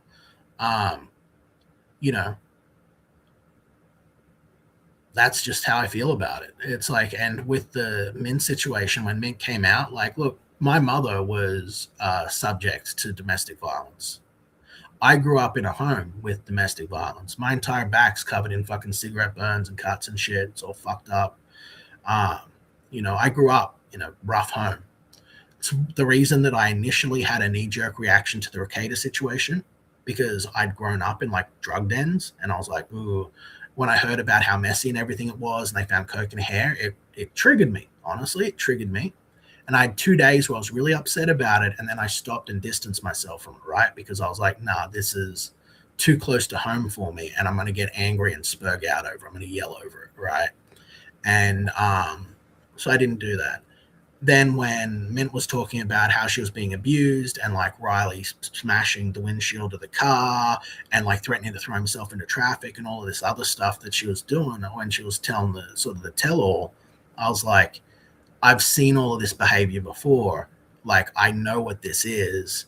And when she said that he hadn't been, he in the entire time she was with him, he was on acid. I went, yeah, I know exactly what this is, right? And so someone like that, regardless of whether he can throw on his big old glasses and sit there and act like he's somebody, I see results. And the results to me are not someone that could be guiding or directing my life or giving me relationship advice or giving me personal advice about my life, my career, my success, my creative endeavors, how I've got to do YouTube. This is someone who I would have, been kind to and shown support to. But, and I felt sorry for when Mint left him at Christmas. I know how much that hurts. I don't want to be an asshole to the guy. But it's like, dude, you're like 26, 27 years old. You haven't made it. You've got to figure out what you got to do to get yourself ahead. And that's not tearing other people down or riding on my back. I would have helped you out if you showed change. But as it is, my wallet's closed. My audience wallets is closed. And you're making fucking threats against my family and you've got access to AI, unlimited imagination, right? You could do anything you want. And what you want to do is you see me making cartoons in the back room. You then go, hey, I'm going to make cartoons like depicting the death and suffering of Liam and his family. You need to get your head on straight. I didn't say that being an asshole. I'm not being a cunt. You need to get your head on straight. You need to look at why all of this shit happened in your life. And instead of trying to like control other people and give shit to other people and all this other shit, you got to fix your shit, man. You got to fix your shit or you're going to have nothing. What else can I say? And it's like, and that's more kind than I think any of these people would be to me. It's like,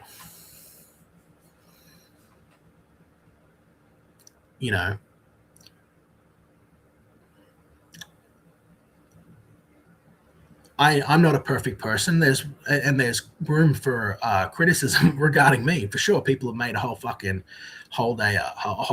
career out of it, right? But I'm not going to accept criticism from people who are less successful than me or have not actually, like, that's what people go like, why do you listen to Ethan when he gives you a shit? It's like, because he's more successful than I am and he knows better. He's older, he knows better. You know what I mean? Like even if he's mean to me sometimes, like I will listen to people that know better than me or know things I don't know. And I just don't think that Riley is one of those people that knows better,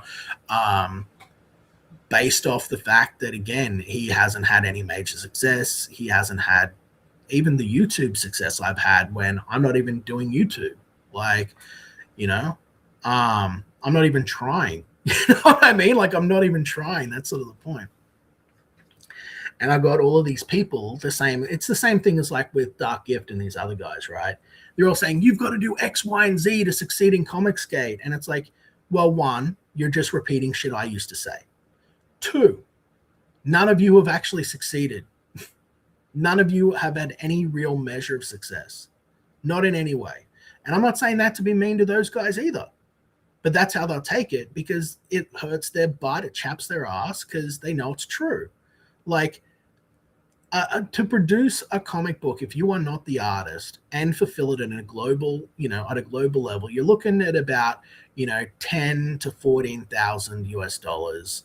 If you want to print it and get it out there, that's in the small numbers. More numbers requires larger stuff. That's for a small first-time print run, right? If you can't hit that goal, if you're getting like $6,000 for a campaign and shit, it's not really successful. It just isn't. It just isn't. You know what I mean? That's just the math of the situation. I'm sorry, right? I'm not being a prick. And so, like, people that have only succeeded at that level should not be lecturing other people on their success. They should be asking questions. When Xenotype stalled out at $4,000, $4,400 or whatever dollars, I didn't know what to do. I went, oh shit, I don't know what to do. I paid $200 out of my own pocket to do a marketing class to try to learn what to do and to learn about the online space. And that still, oh, sorry, that was around the 2000. I couldn't get it further. I was like, I don't know what to do, because I wasn't on these big channels. I wasn't like getting the big promotion from these other guys. I was just going around grassroots back when there was a healthy ecosystem and you could actually do that, instead of now where it's all like cliquish and whisper networkish, instead of like, hey, we're all going to succeed here and be professionals. And then, people say like, Liam, why are you grateful to War Campaign? Well, that's how I met Mandy Summers. I went to War Campaign, and those guys promoted my book and helped me out with Xenotype, and that got the steam going. That's where I met Pete Gilmore, and now he hates my guts because of everything, which is a shame, because he's someone who I've got profound respect for, and I really think did it right. I wish that if I could have readjusted my model, I wish I had done it his way, but I was here as an author, not an artist, so people weren't hiring me for that. So it is what it is, but he wants pretty much nothing to do with me now. He unfollowed me and all of this other stuff on social media, which is a shame. That's someone I consider a loss. Like, if you're like, hey, Liam, we're all going to hate you and cover it, it's like, I don't give a shit. I don't give a shit. But Pete just silently like unfollowing me and not talking to me anymore, that hurts more than all of their gay whisper network bullshit, because that's someone I actually respected and looked up to and I was proud of. Like, I thought, wow, you came so far from when we started out, right? These other people are just fucking mouth breathing idiots. They don't matter, right? But he's someone who did it. He did it. He actually rose up and accomplished, and I'm very proud of him. Even though he thinks I'm a piece of shit, all these people think I'm a piece of shit. But yeah, so it's like, the War Campaign guys helped me out, got the ball rolling, and we ended up getting, again, Xenotype all the way up to like, what, 80,000 or whatever it was dollars. This is without me ever appearing on Nodrotic or any of the other platforms. This is with the Whisper Network bullshit that blocked me from getting the success that I would have had if I was offered equal opportunities as other creators that were in the space at the time, instead of people trying to lock me down and shut me out to get rid of me. And if I had have done that, I would definitely have gotten a 6-figure campaign. To this day, Xenotype does well, contrary to what people are saying. You'll notice that the critics that shit all over it present the facts out of order and don't talk about the underlying story or the psychology of it. They'll tear apart the social exchange at the beginning without like looking into the fact that Cliff's neurodivergent and that each of these characters represents a different sort of psychology. But it doesn't matter. The time will prove, the critics wrong, as it always has. And I'll take what I can and use it to get better. But like, there's a reason that there's demand, and people are always saying, when's this coming out? When's the next thing? And I've always tried to do my best in that regard. But like, these other guys, they like peter out, stall out, and then their next idea is like, well, we've got to attack people. That's how you do it. That's never worked. That has never worked. People say, well, what about these guys attacking Eric July? I'm like, it's about the story. You guys, it's the story. It's the story that gets the funding, not the conflict. And your story for your conflict is vapid and shitty. You have bad storytelling abilities. That's why you're not making the money. It's like, you can't recognize the difference. Like, we want redemption arcs and falls and all this shit. That's not life. Okay? That's not life. That's not what's going to be successful. When I said, stick to the suburbs, everyone gets along, everyone promotes one another, we are ambassadors that welcome in new comic book fans. That's what we needed to do. That's what we needed to do for Comicsgate to be successful. Because we had gone through a cycle where there was so much shit and there was so much garbage with the slums that there is so much self-sabotage and spite that it prevents success. A lot of these people that are like doing this shit, they don't have money. They don't even want to back books. They've just been around here for a really long time and want it to fail, right? I always wanted it to be successful. And then you've got these certain people that wanted it to be successful for them. I don't want it to be successful for them or for me. I wanted it to be successful. I wanted it to be a welcoming, friendly, fun community for people. Okay, so that someone who's like a fan of comic books who feels like they've been ostracized or outed, or like they don't have the kind of stories or art that they are looking for anymore, especially since we had such a large base of 1990s style artists, that there would be an outlet for them to spend their money and be a contributing member of the community. I've always advocated for letters columns, for fans to be involved. I want you guys as part of the process. I feel that's what modern comics has lost its way on. But these other people came in from the sector. The sector was starting to lose money. It wasn't getting as much in super chats. I thought, well, let's turn this other space over here into the sector. And now here we are. You know, I think it was Crimcell, I think in the clip, that said, like, Liam, the thing's not the way it is anymore. This comic space isn't the way it is. You've just got to accept that, all of that. And I'm like, I don't have to do anything, actually. I'm Liam Gray. You know, like, I am a force of nature. I am just going to do what I do, and I'll just observe it. I'll be just fine. I'll be just fine. Even if enough people have turned against me that they hate my guts and they would choose ruination over success. I've been through that ride before. I've seen that before. I've got no one else I can lose. No one else I can lose. Nothing else to lose. And if people want to choose failure and misery so that they can sit around like the Dungeoneers did, and sorry to shit all over you guys, but sitting there commiserating about how other people shouldn't have your success is why I wanted nothing to do with you guys. Because it's like, that's loser mentality. All of this is loser mentality. You guys are losers. That's why you lose. It's like, you can only get to this level of success.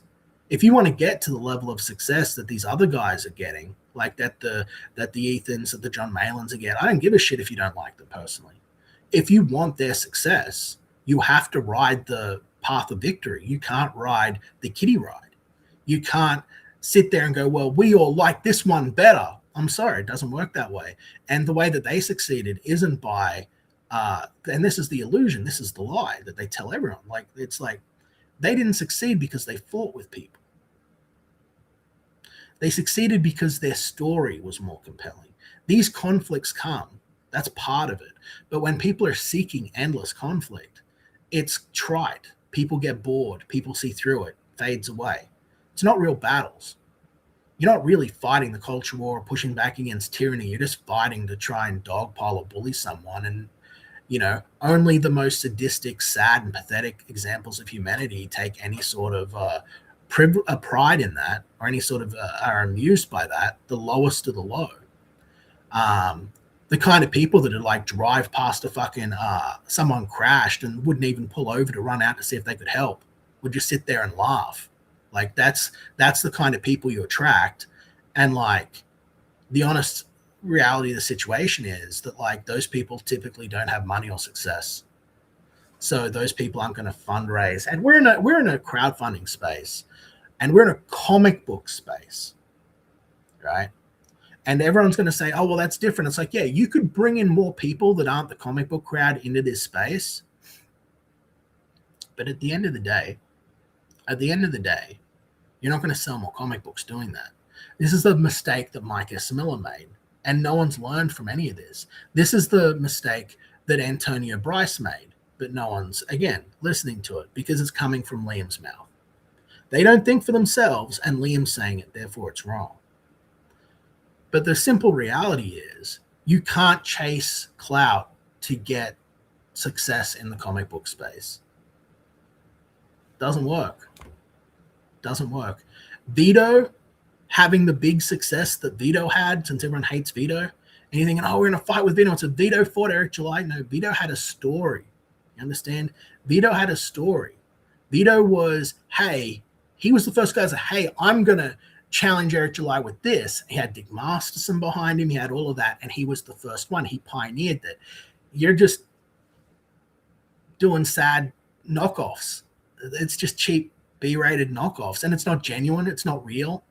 You know, it's not really who you are or what you believe in. It's boring, and people see through it, except for the desperate people, I guess. And I am not. I will never be desperate. So neither are my audience. These are people, these are carpenters. The people in my audience, they're carpenters, they're doctors, they're nurses, they're construction workers. We've got a few police. We got school teachers. We have people who are employed during their day and what they do, right?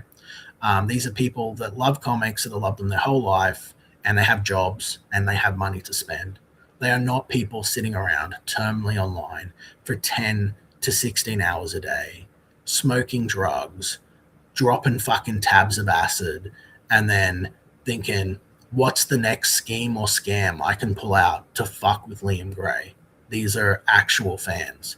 And you can chase them away for the guys that are going to ride those highs and sit there on stream with you for all day, shit talking. But those guys, they don't have money.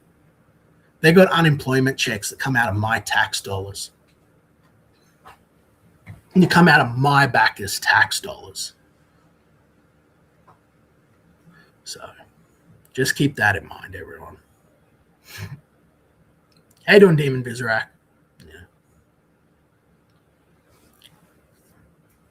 John Porton, good to see you. Who cares what they think exactly? Still haven't heard a peep about Gemshock. That book is never coming out. Really? I don't know anything about Gemshock. I thought it was already out. I thought it was done. I know.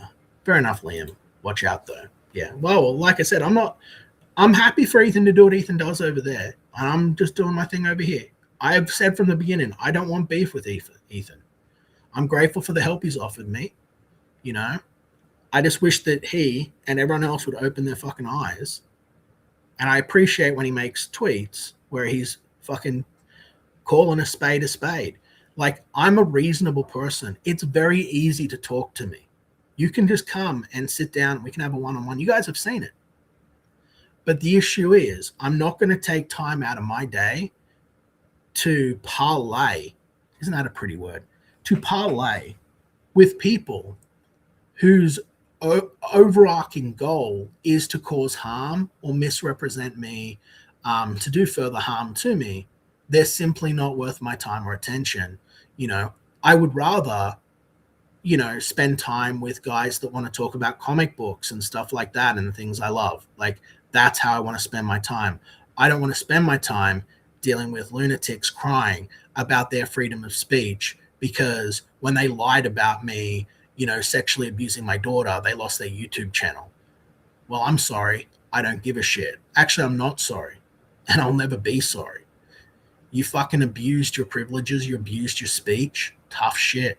But I should be able to accuse you of that, and you should have to do a rebuttal. Or I could just strike you into oblivion and then move on with my life because you are of so little value that no one is losing anything by not knowing what you fucking think in your diseased fucking minds. Right? Your obsessive, diseased minds have nothing of value. You know, it's the reason that I don't EFAP these guys. I'll just mention here and there. Sure, I'll show here and there. This is what's going on. This is what's going on. Keep you guys up. I'm still waiting on Pigman 2. Not sure why reprint is. Bosk sent me an email going, please support people. I was like, please support, like, help me with this funding and all of this. And I just responded and said, no. You know, it's like, I'm not sending you any more fucking money. I'm not sending any more backers to you people. Like, you know, you sit there and tear me apart like a fucking crowd of fucking hyenas like the rest of them and lie about me after I carry you this far. Fuck you guys. It's like Riley is more likely to ride himself 6 feet under than getting six figures. This is correct. It's just, it is. It's like, you know, and hopefully this guy will take this time. He's like, I took time away from the internet and all this. It's like, dude, he's angry at me for supporting Mint Salad, right?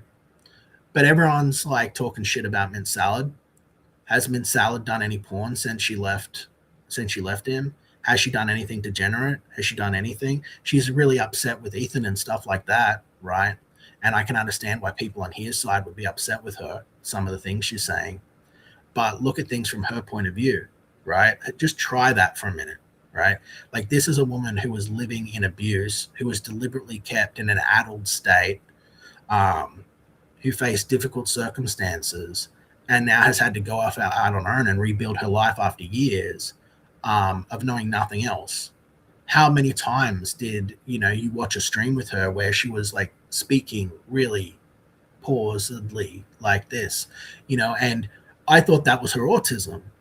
But as it turns out, no, that was because if she misspoke, he would abuse her.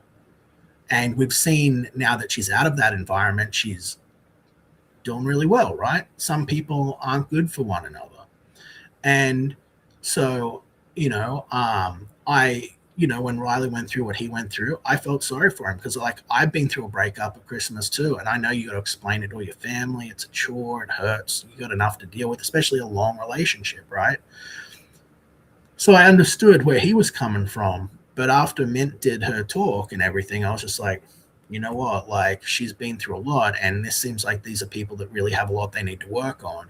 And her being off the drugs, her being no longer doing pornography, focusing on her art, on her relationship, her mental health, her family, rebuilding her life, learning to cook.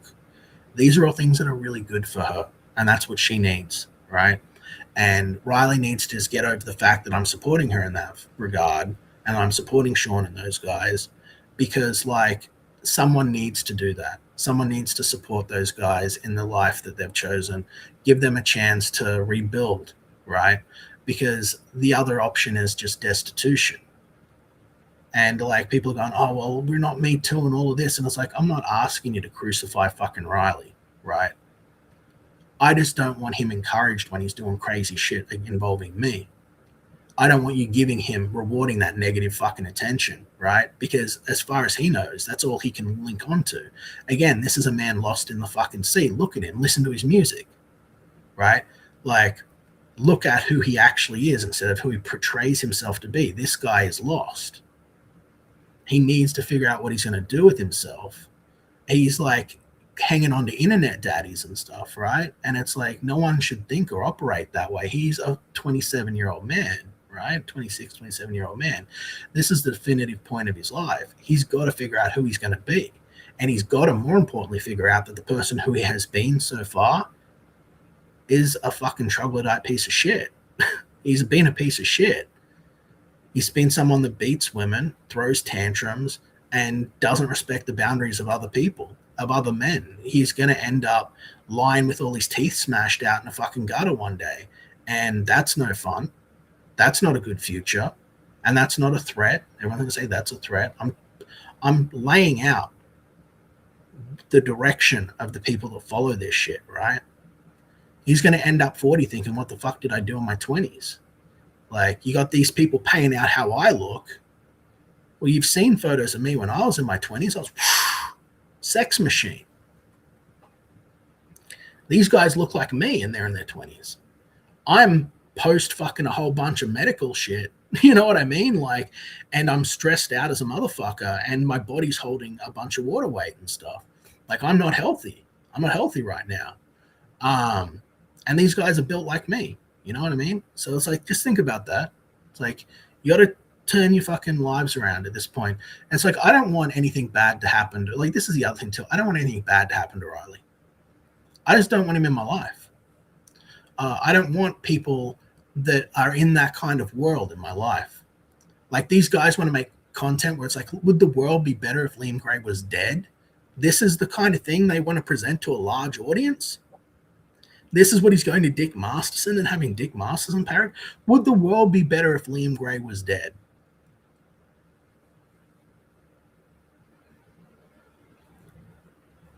That's not normal. And that's not the idea that you want to be planting into the minds of people, especially when you're surrounded by people that are actually suffering from genuine problems, right? And it's like, and then saying like, well, Liam has to accept, like when Crimsell said, Liam has to accept that this isn't how the comic book space is anymore and all this. Like, no, I don't actually, Crimsell, man. Respectfully, dude, no, I don't. I can continue to conduct my space and my fans like this is the comic book space. And if no one wants to play along with the way I'm doing things, They just don't have to be a part of it. That's fine by me. That's fine by me. You know, I tried to help Ray Ray, and all of this shit happened. And all of this shit happened legitimately just because of factions and gay shit. And instead of people being men and being like, hey, I'm going to like better myself, they're like, hey, we're going to dominate other men. You're not going to dominate me. Not in a physical altercation, just so we're clear. Not in online bullshit. There is no controlling me. I'm not a lol cow. I don't need to be wrangled. Every single time I've allowed other people to try and help me in that way, it's always hurt me. It's always come out bad. The only time things have ever gone good for me was when I did things my own way. And that's how I got here. That's how I own my own home, multiple rental properties. That's why I have the success that I have in the arts. That's why I've had the contacts that I've had. That's how I've had the unbelievable life that none of you people believe. Because instead of doing what everyone else did, I did things my own way. And the same way that everyone will go, Liam never was on stream with Graham Nolan or fucking Ethan Van Sciver, creator of the Emotional Spectrum. He's just some backwoods fucking idiot from Australia, where all you guys know, yeah, you saw hundreds of hours of us streaming. You know what I mean? Like this isn't a fairy tale. My life is just different to everyone else's. Okay. And so like, you know, I don't play by your rules or do things your way. And I'm happy to go off and succeed on my own. Or you guys want to be part of a group and do things your way. Well, your idea is stupid. I'm going to do it my way. Fuck you. That's what I think, you know? And if no one wants to do things my way, I'll do it alone. I've done it alone before. I've done it alone most of my life. And I wanted to share my success and share, you know, something better with, you know, with other people that wanted to create. And that was thrown back in my face over and over and over again. So it's like, but I'm at least happy that even if, you know, Ethan and I aren't going to have anything to do with each other going forward, you know, I'm moving this way, he's moving that way. I'm at least glad that he at least has the fucking courage of his convictions to say, leave Liam the fuck alone and stop it. Because like, it shows me that like he can actually see what's going on. And that's what I've wanted as a creator and as like putting my heart and shit out there. Since what I'm doing right now is like, I've wanted to be understood by people because I felt due to the propaganda and the way I've been framed and the way people have looked at me for the longest time, no one has really understood what I'm going through or what I've had to come through or why I am the way I am. And as someone who writes stories about the human experience and the struggles that people go through, it's very frustrating for me when I feel misunderstood because I'm like, why can't anyone understand me? You know, like, why can't anyone see me for who I am online? In real life, I don't have any of these problems. I've never had social problems with people. I've never had like barriers. Like I was always one of, oh, Liam's here. Everyone's happy to see me. Oh, Liam. But like, you know, now it's a party. Liam's here. You know what I mean? Like, but like online, instead, it's like, it's weird. It's like they've commoditized that in a way and twisted it. And I don't really know how to navigate it. And I'm done giving people chances. You know what I mean? Like I've done that enough. I've done it enough. And yeah, so a coral reef of retarded malice. Yeah. Little bits. We're surrounded by tiny weenies, yeah. In fairness, it's very nice of Riley to approach the Australian E-Safety Commission, saving them from the trouble of contacting him. Yeah, I mean, One Gun did it as well. You know, it's like, you know, just okay. Don't forget the contempt he has for the working class, referring to them in terms similar to slave workers or mindless drones. Well, I just strongly disagree there. I think that the working class is the backbone of the United States, well, backbone of any economy. The working class is what it's all about, you know, like, but hey, when you're the son of a wealthy gold baron and you grow up smashing every single thing that you own and someone just buys you a new one, you end up with people like Riley. And Riley needs to realize that that opportunity in his life is gone, and now he needs to be a man. He has to learn to value other men's work. He has to learn to value other men's time and he has to fucking learn how to be his own person instead of just trying to coast off other people's success and trying to hurt other people for fame, because he's going to end up in prison is what will happen. And I'm not downplaying that at all. When you are literally raising money to come and attack someone whose family has had death threats and violent attempts on their life already, and you're saying it's going to be worse, and you're saying the only thing that you can do, you didn't even approach me to ask or have someone approach me to say, would you like to fight?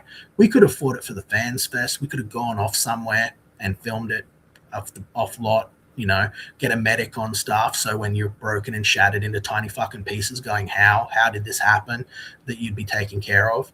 But you didn't even try that. Instead, you made violent threats against me, said you're going to be coming here and all of this, did all of this nonsense. And I just have no time for it, frankly. I have no time and patience for it. And I'm better than all of you people. So tough shit. Yeah. I don't do drugs. I don't drink myself to fucking death every fucking day. I don't smoke my fucking brains to fucking, holes in my brains. I own my own farm. I own my own business. I own rental properties. I own, now fucking my own publishing house. I've got multiple jobs, a lovely family. You might say, oh, Liam, you can't bitch out your wife in the chicken coop. Well, guess what? We have a good relationship. And if I want to go into the chicken coop and go, fucking my wife is fucking not listening to me, that's a lot better than me going to my wife and punching her in the fucking face or threatening to throw myself out into the car and out into the fucking street. Right? So focus on yourself more than me. Focus on bettering yourselves. My wife, everything that I've said in public, my wife knows. And my wife will admit to it. She'll go, yeah, I'm a bit of a ditz. I do this, I do that. We're not perfect people. And this isn't scripted TV. This is live. So you see things go right, things go wrong, good days, bad days.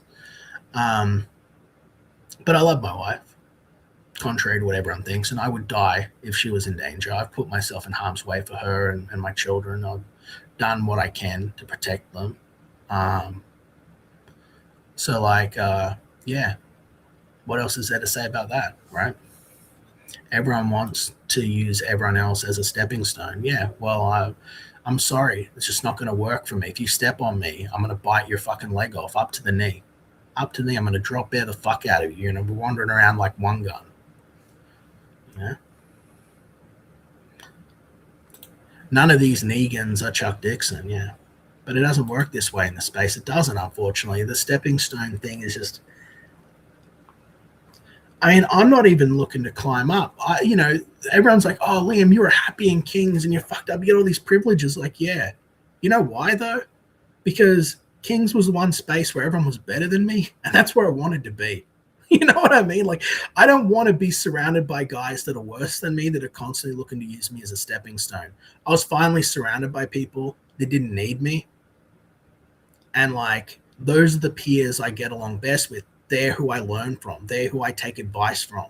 I don't want to take advice from bums and fucking drug addict losers. You know what I mean?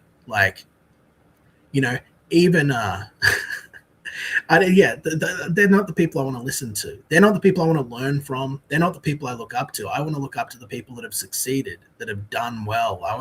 I want to be able to show my father-in-law, look, this is me with, this guy, and then pull a hardcover down off the shelf and go, he did this.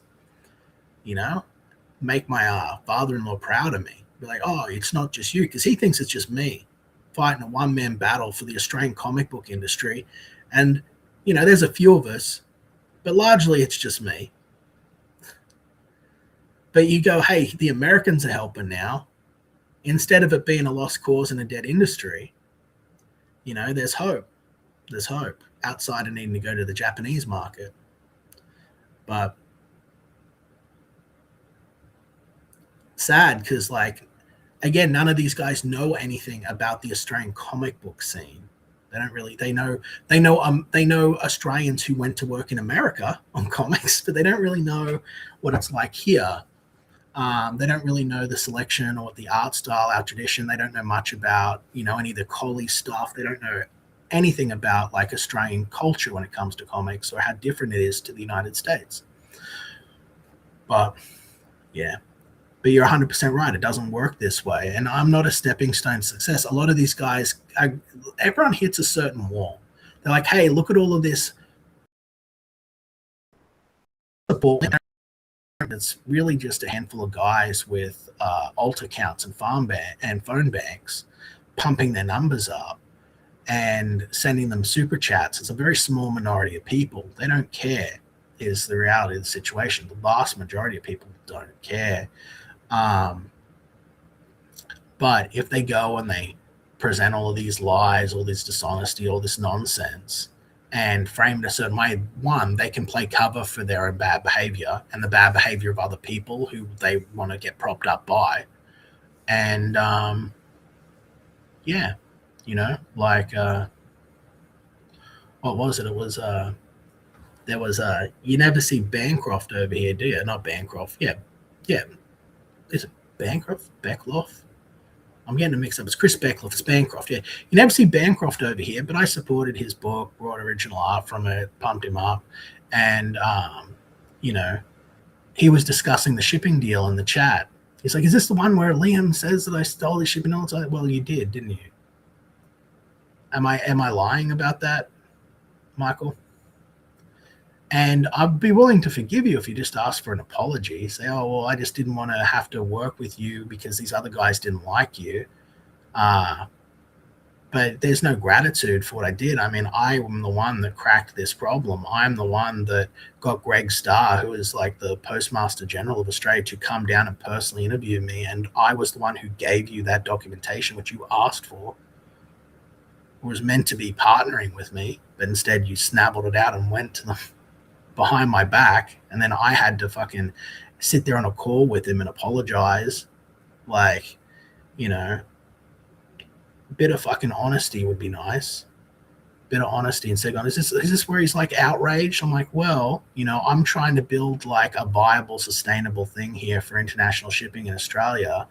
I succeed after 2 consecutive years of busting my ass on it, and then you snatch it away. You ask for me to give it to you. I give it to you, and then you snatch it away out from, you know, and go off and do a dirty thing like that. It's like, okay, man, well, that's fair enough. That was dirty business. But, you know, at the very least, you could have at least admitted it and said, yeah, I was a bit scummy to do that. And, you know, could have in private said, hey, Liam, I'm sorry.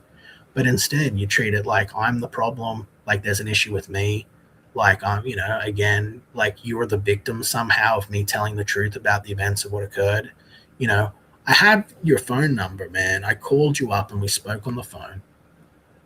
And then I was so excited and so happy. And you're like, oh, that's great. You know, and I sent it to you via Twitter. And then you cut me out and tried to screw me. And that was shitty to do. There was no reason to do it either, because I would have helped you. And again, you're here in Australia. We could have done conventions. We could have done other things. I could have involved you in other things. I've got access to funding that goes beyond the crowdfunding space that could have used to help you and your company.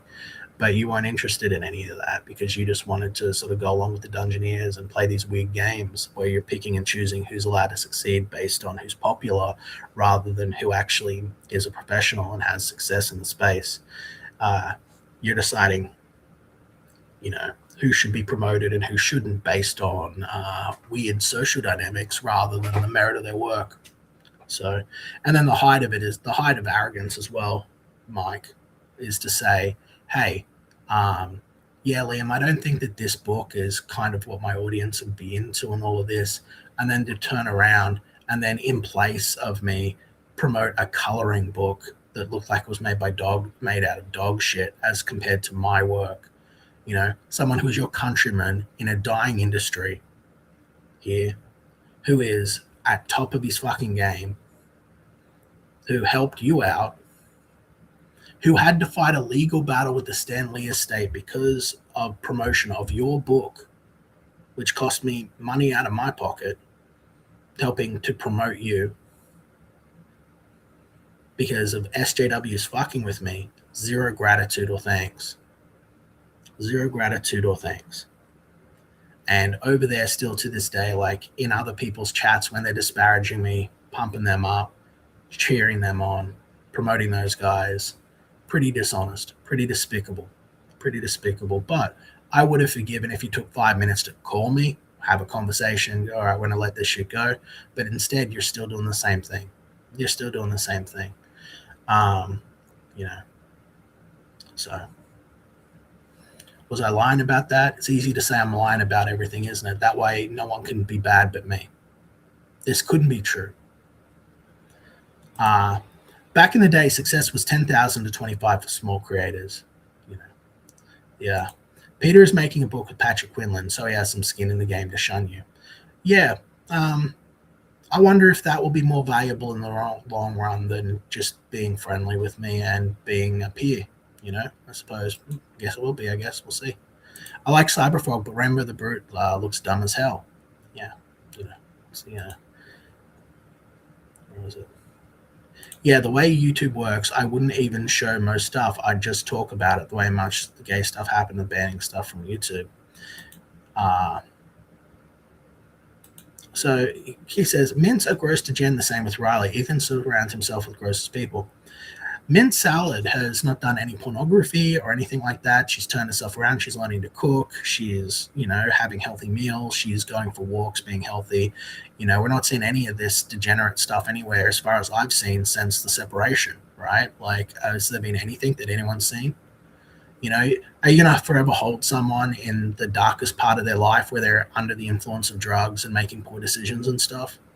I grew up on the South Side. I grew up with people who ended up saying they weren't going to be anything like their parents and then ended up making the same fucking mistakes as their parents and getting stuck into fucking drugs and problems and all sorts of shit. But there's a small number of people that are able to pull themselves out of it. And looking at the situation Mint's in now, she's trying to pull herself out of that life. You know, she hasn't been, you know, endorsing any of that stuff. She hasn't been, you know, in that world at all. So she should have a chance. I don't think it's fair to call her a degenerate. She's not doing OnlyFans. She's not doing porn. She can't change her past, but she was also under the effects of mind-altering substances, which were not healthy, and a violent and abusive situation where she was being gaslit and manipulated daily. She spoke about extensively in her tell-all. So, you know, if she comes along and says hi, I'll say hi. And until I have reason to change my opinion, I'm going to continue to support her and the choices that she's making to have a better life. That's the right thing to do. Yeah. So. Beckloff says the Pigman guys' war on terror politics are so stuck in 2003 and W era BS, it's almost adorably retro. Just got out of Spider-Man. Can't wait to find out what that's about. I'm going to blast through the chat as quick as I can. And if you want to come on and talk about what's going on with Spider-Man, I would love to know. I would love to know. Because I'm not going to probably get to see it because we're going to be moving and it's like a 2 to 3 hour drive to the fucking cinema. Moving down real quick. Long live the Koala King. Long live John Porton. Long live the chat, you know. You guys are the best. I liked, even though the script has some issues, very bro-coded movie, Bro Handshake, True Love Kiss. Okay. I'd like to see others succeed. If you want to send me a link via Twitter DMs, so I'll hop on so we can chat. Not right now. Not right now. I want to get through, and I've done all my packing for the day, and I'd like to talk about Spider-Man with Arcadian, just if he's around, and then I'm going to get to work. So Mint and Sean are covering movies now. Yeah. Mint is doing a lot better now. She is going outside to botanical gardens, zoos, etc. I just watched Spider-Man today. Oh, awesome. Well, maybe you can come on and talk about Spider-Man too. But let me just see. The South Side is bad. In many places, the South Side of the city is the nicest. Not in the universal saying. South Park is pretty nice. Yeah, South Side's pretty bad, man. From the South Side. It's a bit rough. Bit rough, mate. Bit rough. Guess it could be different in the US. But I'm just going to go over and send a quick Discord link to Arcadian Comics. Hopefully he'll be able to come. He's a good buddy. free to talk Spider-Man. And then I will send him the link. Hopefully he'll be able to come in and tell me what's going on here, you know? So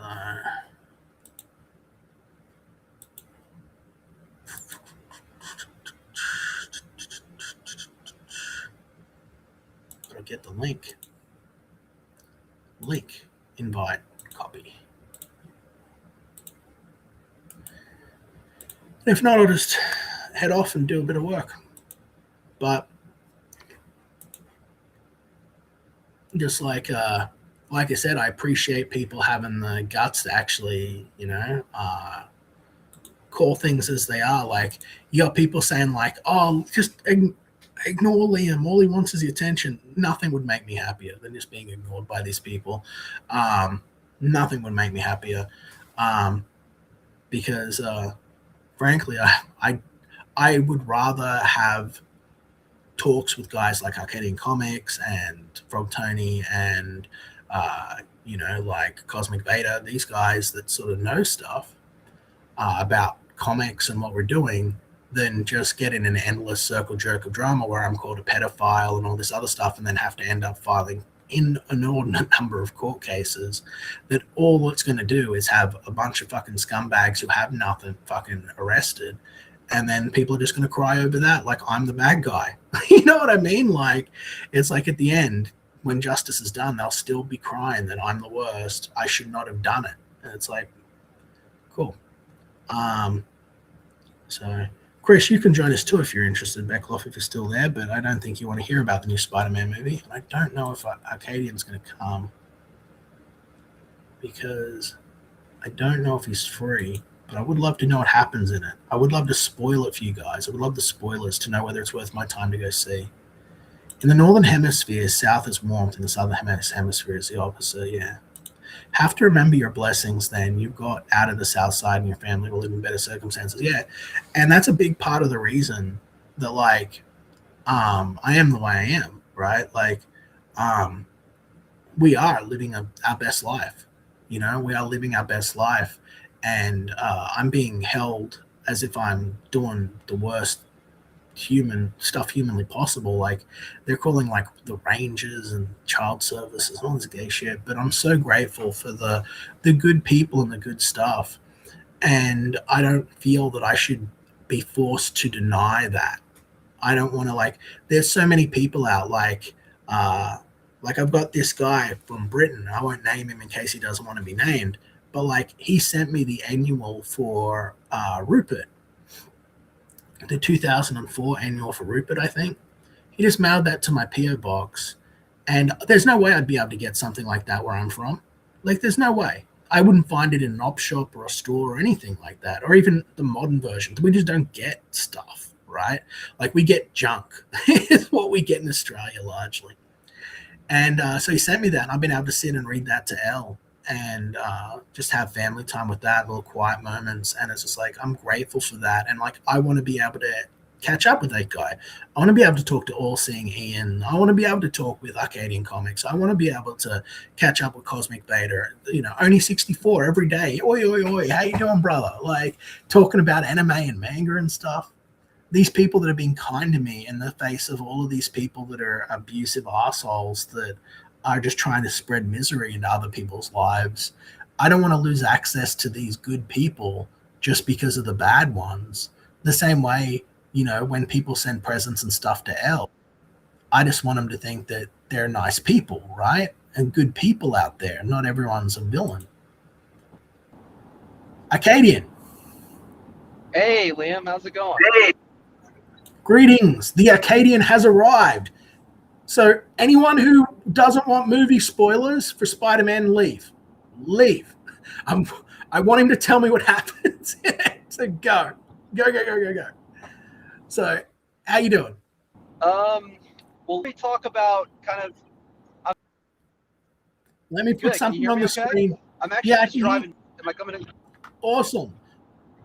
Okay, perfect. 1 minute. Listen, Spider-Man. 1 second. Wait a second. Brand new day. Spoilers. I'm just putting a banner up in case someone comes in and hears something they don't want to see. So A warning. Yeah. A warning, yeah. Okay. You're up. What's going All on? right. So I saw it. I give it 2 thumbs up. It was good. Out of how many thumbs let me up? just say this. 2 thumbs. Yeah, out of how many? Out of right, you don't have 2 hands. Right. 2 out of 2, right? Yeah. So Right, okay. So I guess it was good. Yeah. But here's the thing. What I want to talk about is just the reception in the theater was electric. Like people were clapping. I haven't seen this in a long time. People were clapping before the movie started. Like we're talking when the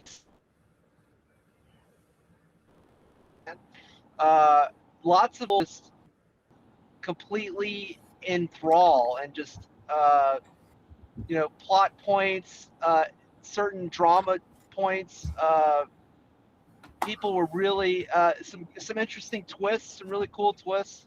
I mean, if you're more familiar with the characters of Marvel, then you kind of see them coming. But it was good. Now, is it something I would see again, or does it have rewatch? I don't know if it's not like Masters of the Universe over and over again, right? It's good, but it's a long movie, and it has a lot of story to tell. The action's great. I think probably of the Holland Spider-Man movies. Well, I mean, he's saying don't ruin it for Liam. He's not going to ruin it for me, man. I'm probably not going to get to see it in the movies. It's like a 3-hour drive to the cinema and then a 3-hour drive back, right? Like, I'm probably not going to get to see it, even though I want to see it. So I want to know, like, yeah, but I want to ruin it by proxy for everybody else, though. Yeah. Well, they can leave. They can get out of here. This is my stream. I want to know what happens in Spider-Man. I want to know. I want to know if it's worth a 3-hour drive. If it's so super awesome that I'll still enjoy it. Is it worth a 3-hour drive? No, it's not worth a 3-hour drive. Okay. No. It's good, okay, but it's not that good. I think you can wait until it's streaming. So were all of these things? I didn't want it spoiled by everybody else. Were these leaks were the leaks about the Clone Saga true? Is that a thing in it or like, no? Yeah, didn't no, think so. But there was an Easter egg at the end of the movie. There's a scene where there's a crowd of people outside of a building, and someone was wearing the Ben Reilly. Some guy was wearing like the Ben Reilly vest. Like it was the same, But that's it. There's nothing else. There's no Ben Reilly in the movie. Gotcha. Right. They're expanding the universe. That really bringing in. I mean, the X-Men are coming. You can see it. I mean, we know that from. So run me through it. Run me through it. Now everyone's spoilers who doesn't want to be spoiled. Yeah, out of here. It's gonna be spoiled. I want to hear this. I can still enjoy a movie even if I know what's going to happen. People are going to hate my guts because I get to study how the story's told. Okay, I'll give you the plot synopsis. So what happens is, we're after the last movie where Doctor Strange did the spell and everybody forgets who Peter Parker is. So he continues on as Peter Parker, and he's Spider-Man fighting crime. Has early run-ins with the Punisher. Apparently they've worked together, off screen, but they know each other. And there's this what is it? It's like the Department of Damage Control is the big evil government entity that wants to control everything, right? Yep, they've got a show. Yep. So Damage Control is they have a giant building with a bunch of secrets and things in there, and Spider-Man is trying to stop this. The movie starts off with a chase with a tank, and then he's trying to figure out, well, what is this entity that's like hopping from one consciousness to another? Hold that thought. They don't really hold that thought. Christ Jesus, do you want to join us since you've seen the film? if you want to join us and talk about it, let me know. I'll send you the link over Facebook. If you don't want to, that's fine. But go on. Sorry. Yep. So there's this entity so something is hopping from one person to the next, controlling their minds directly, controlling their actions, but they are completely unaware once the control is lifted. The just the average Joe in the streets like completely confused. Like, how did I get to where I am? Why am I standing here? Why am I covered in Spider-Man's webbing? Why am I tied down? Whatever. So that continues, and he has like these changes that he's going through, with his genetic code and his DNA and everything. Mhm. And he's trying to fight that and suppress that, right? He goes and sees Bruce Banner on a college campus, and Bruce Banner has a power or a certain inhibitor that keeps him from becoming the Hulk. Right. All right, he wears this like wristband that keeps him from becoming the Hulk. It's an inhibitor, and he asks Bruce Banner, well, what can it be applied to other changes or other abilities or mutations? And he's like, yeah, it could be, but it's dangerous, and what do you decide what to control, what not to control? And this is all pretty much in the trailer too. Yeah. But so that happens, and then the entity finds out, that Peter Parker is Spider-Man is Peter Parker, and then that brings in the whole dynamic of now, Mary Jane's in danger because it knows who Mary Jane is, and it's going to use that as a tool. The entity is trying to get in the safe at damage control because she wants to get what's inside the safe. But at the end of it, it turns out to be Jean Grey, and her sister Sarah Grey was taken and kidnapped by damage control so they could try to map her cortex and figure out how to reverse engineer her mutant telekinetic powers so they could use it as a weapon. Okay. So they capture her, and Spider-Man unwittingly helps them with that because he develops his own inhibitor, and it inhibits her powers. It's a universal inhibitor. It takes away her powers. So Spider-Man builds is it a collar? Does he build the mutant inhibitor collar? Is that what Beta builds? Is it a wristband or? It's like a mutant shock collar. It keeps her from. It's like a little. It's not even a collar. It's just like a little like a little chip that you put on the back of your neck. Okay. It's like the size of a quarter. It's like a rectangular chip that you put on your neck, and it inhibits your powers. Whereas Bruce Banner, he's got like a clunkier wristband. Like what Peter Parker makes is more sophisticated than what Bruce Banner makes. It's like smaller. Mm-hmm. He wants to work with his suit, this and that. He gets the natural web shooting ability now. He has that. Mm-hmm. But he can't use his like mechanical web shooters when his powers aren't inhibited. So he has to use the inhibitor to use his mechanical web shooters. But anyway, the whole point is Jean Grey cannot get into his mind. Like he can push her out of his mind. Just because he's Spider-Man? And it's so I guess his abilities, yeah.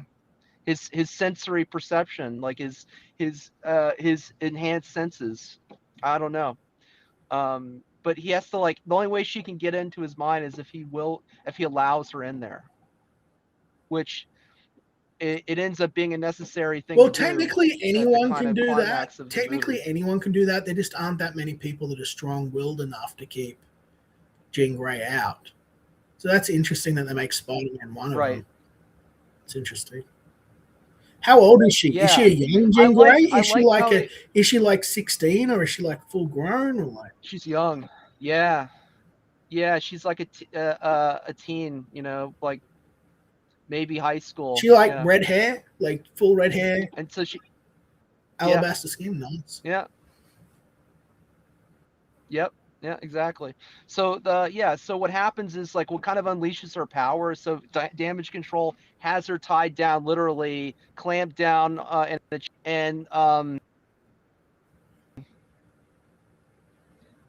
forget what it's called. Spider-Man, what he does is, as a damage control, he goes to Black Widow, and Black Widow has like this.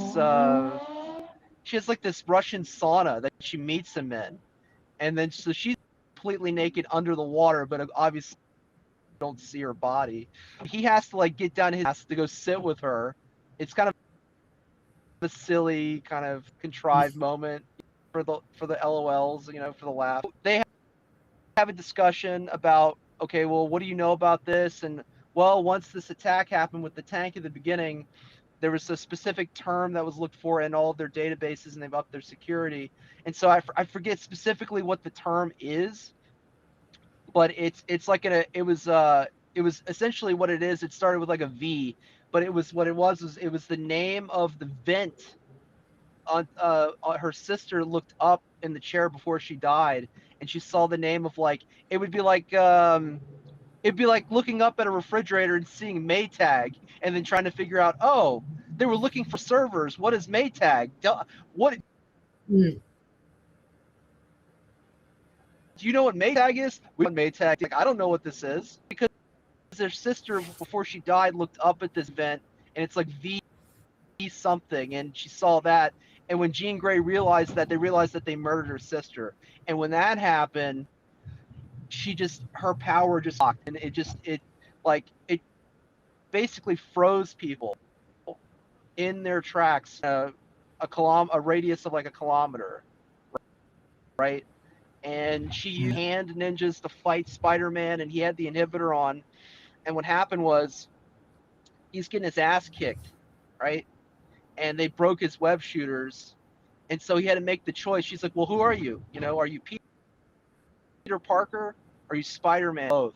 And he breaks the inhibitor, and then that's out. So they're not cutting him with the swords. They're breaking steel on his forearms. He's blocking it with just his limbs, you know, their attacks. Cool. And really cool, like webbing thing where he webs everybody up in this thing. And but anyway, he's working with Frank Castle the whole time, right? And the Punisher is Hyde Mary, but then the Punisher tries to go help Peter Parker. This is earlier than what I just told you. But what happens is, she says, "Aren't you going to go help him?" And he does for the hideout. But then what happens is, Jean Grey is at this troll up in the skyscraper, and she gets into his mind. So then she finds out where Mary Jane is and all that. But you see, she got to Bruce Banner, and that's where the fight with the Hulk got into Bruce Banner's head. But what's interesting is, she couldn't make the Hulk fully Hulk out, right? Like, once that is broken, that link is broken, and she's using Frank Castle instead of the Hulk to get into the safe that she thinks she needs to get in to find her sister. He hulks out like Dale Keown Hulk. He's massive, right? And so they kind of have this like chase fight thing, but it's not really a fight. It's more Spider-Man being using his agility and his skill to avoid the Hulk, right? Cool. And somehow, some way, cool. he gets through to. Yeah. It was cool to see the Hulk, you know, smashing stuff. He does the clap and like knocks him down and shit. But yeah, so that's what happens, and you know, but so Frank Castle at the very end, like they're at this like facility that's like a prison that's on Roosevelt Island. Roosevelt Island is between Queens and Manhattan, right? So they're in this facility in Roosevelt Island, and Frank Castle, he sees that all these people are frozen, so he goes up on a rooftop and he gets out his rifle, and he's like, well, he's like, I'm going to do this my way, which is basically, you know, kill Jean Grey. So he shoots at Jean Grey, long distance rifle shot. Peter Parker, Spider-Man, turns and takes the shot and gets shot in the back. And so like there's this whole thing at the end where he goes to the hospital. There's all this like public support. Yay, Spider-Man, whatever. And then at the end of the movie, his best friend figures out who he is. They do the secret handshake that they do. And the after credits scene is just his friend like created some kind of tracker. Where is Spider-Man or whatever it's called? It's some kind of trations based on where he's reported being. And at the very end of the movie, after all the credits roll, they show a clip of just the tracker, and it just starts beeping, and it's leaving Earth, and it's like out in space, and then that's the end of the movie. That's it. What? Why is he going out into space? So is it good? Yeah. Is it? So that I'm invisible thinking like thing that Secret comes in, Wars, that maybe? invisible thing that comes in and is possessing people. What is that? Is it It's Jean? Jean Grey. She's jumping. She has like, and here's the thing, like when she starts off, she grows in her power throughout the movie. So, um, she's more powerful than her sister. Her sister Sarah Grey Mhm. taught her how to jump from one person to the next person. But the thing is, she only had like a range of like 33 feet or something like that. Yeah. So she can only jump to somebody's consciousness and control them if they were within a certain range, a certain like 30 feet, something like that. So they thought they had her, and they had her in this, like, they were in a control room exactly 33 feet away, and they had her like tied down in this chair. And then when she realized that they murdered her sister for research, because the guy tells her, "Oh, your sacrifice was not made in vain. Your sister's sacrifice," she snaps, and her power is like, it's like a little flare, a little flicker of like Dark Phoenix stuff. She snaps, and then her power grows, and then she kind of controls everybody. And then what happens is Peter has to let her into his mind so she can empathize with him. This is my favorite part of the movie, actually. So what happens is she thinks she's alone. They killed her sister. She's like, well, basically, we're mutants. She's like, people like us. She didn't say the word mutant. Just like, people like us will never be accepted. They'll always, human beings will always try to kill us. It's very Magneto. It was very, Mhm. it was very Magneto talk, right? Um, and she's like, I've been getting more powerful. Eventually, I'm going to get into your mind, and I'm going to see in there. And he said, go right ahead. So he just let her in, and he saw that that he lost his Aunt May. And there's like a nice scene on, like, basically in his room where she's telling him, yeah, you're different. You're not alone. We love you for who you are. All these nice things. And that's it. And so when she hears that and sees that, she kind of lets go, and she decides to not do what she was doing and not harm anybody. She escapes and all that, and that's kind of the movie. But he's in the hospital after he gets shot in the back, right? Frank Castle shoots him in the back. And they have kind of a humorous scene where, okay, well, your suit got torn. They had to tear your suit to, like, treat you at the hospital, but I have an idea on how to get you out. So he walks out the front door, and again, the spell is still in effect from Doctor Strange. Nobody knows who Peter Parker is, and he just looks like some guy who's walking out of the hospital. No one knows who he is. He has his anonymity still.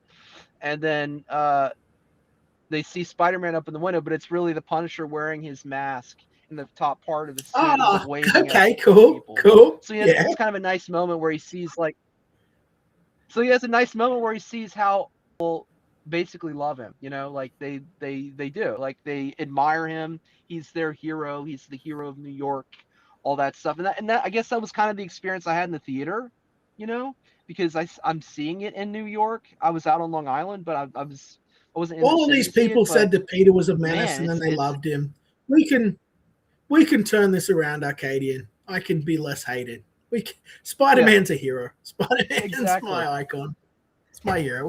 Yeah. People see the No, but truth. they We show just all the gotta sites, we like just they gotta we just gotta we just they've gotta like the save the Empire planet. State Building with its colors. And Yeah. exactly. Yeah. Yeah, So, it sounds but I great, think he's man. going And to be actually like I actually want to headlining see it Secret now. I want to Wars. see it That's more now. I want to see it more now. I want to see how they did everything. So it's interesting. really, after I Yeah. spoiled it for you. Yeah, Yeah. I would I like mean, to it's see. it's a visual feast. There's a lot of cool Yeah, things to well, see. exactly the Yeah. visuals of it. But I It's mean, worth even seeing. I can usually figure out a full plot line of a movie about 15 minutes into the film, right? It sucks. I've been able to do that since I've been working professionally, like going back, I'd say like, what, 14, 15 years ago, I started just knowing how movies would end, and it sucks. So I had to learn to enjoy stuff like how well did they do it? How was it executed? The execution of it. Yeah. Yeah. So that's what I'll enjoy. Yeah. It'll be nice seeing the visual stuff with Spider-Man. I'd like to see the like Dalkian Hulk rampage. I would like to see the city regarding Spider-Man differently. You know, the stuff. I wasn't too interested in the Jean Grey stuff, but even that sounds a little interesting when you told me that he just said, "Look into my mind," and then you had that Aunt May moment with him, and that's very Spider-Man. That's very, very good. Yeah. And I would like to experience that and see that. Well, and yeah, it's nice. Yeah. Yeah, I won't say any more about it. Yeah. I'll leave the rest for you. Yeah, You know, leave the rest for me. There's some details in it, and you're gonna want to see that, and it's gonna stand on its own. But yeah, like no, I won't say any more about the movie because you know there's other things you can see the progression of how things happen and all of that. You know, so no, it was good. I wouldn't see it. I don't know if I would pay to see it again. Mhm. It's a long movie, you know, and I mean I saw Masters of the Universe like 3 or 4 times in the theater. Yeah. Like I would just walk down the street and go see it like, in my local neighborhood movie theater. But it That was movie never you so can it was see never over and so well over and received over as and over. but it was never so well received as the Spider-Man movie was by the public. They were like primed. Oh god, this is gonna make $1 billion. They were Yeah. primed to like Oh it. yeah. The fact that you said It's that on they its- were clapping and cheering before it even started, like they were primed to love this. They did well in the marketing on this one, I guess. Oh man. So that's interesting. Oh, you know, there was a moment, a special like. Okay, so I remember when the first Avengers movie came out, and yeah, I know it's got its like problem, but there was a moment similar to the scene at the very end where Tony Stark he flies the warhead into the portal and then blows up the Jatari like mothership and everything. You know how it starts, and then Captain America says, Steve Rogers says, "Okay, go ahead and close it," and then Black Widow uses the Loki scepter or whatever and closes the thing. That moment, right when Iron Man slips through and then it closes up. When I was in the theater, Liam, people were cheering and just shouting and yelling. There's a moment like that in this. There's maybe 1 or 2 moments like that in this movie, but it was a reversal of that where people thought one thing was happening and then something else was happening, and they were elated that that one thing was happening, or they thought it was happening, and they totally got psyched out on it, and they shouldn't have gotten psyched out on it based on who was in the movie, right? Yeah. Like, it was cool. I'll let you see that, but you'll know what I'm Yeah. talking about when it happens. Oh, that's But awesome. I mean, people were like clapping and yelling, "Oh yeah, this is great! This is fun! Oh, this is happening! This is such a good!" It was like a positive healing moment, or so they thought. And then it got twisted, and you realized, oh, that's not what happened, and Right. that's some deep headspace stuff, like Jedi mindfuck thing. You know what I'm saying? One second. Pretty cool though. You'll see. 1 second.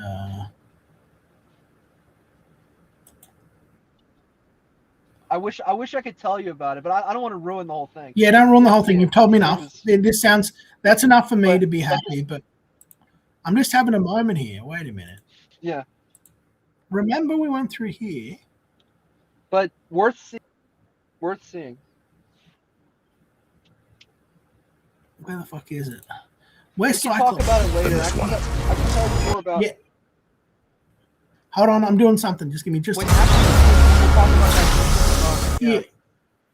Here, this Cyclops. Then this one. This is a grown man, right? Yeah. So like Gene, and you're saying He's on Gene's his like knees. 16 or something? Yeah. So, yeah, like- he's kind of young, but I mean, oh, she's in IRL real life, you know, she's probably over 18, Okay. but she's not much over.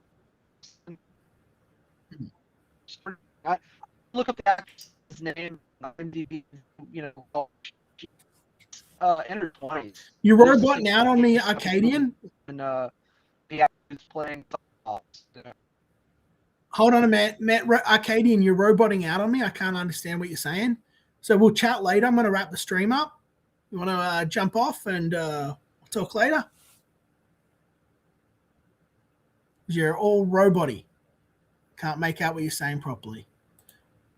Oh, someone was here. Was someone here the whole time and I didn't bring them in?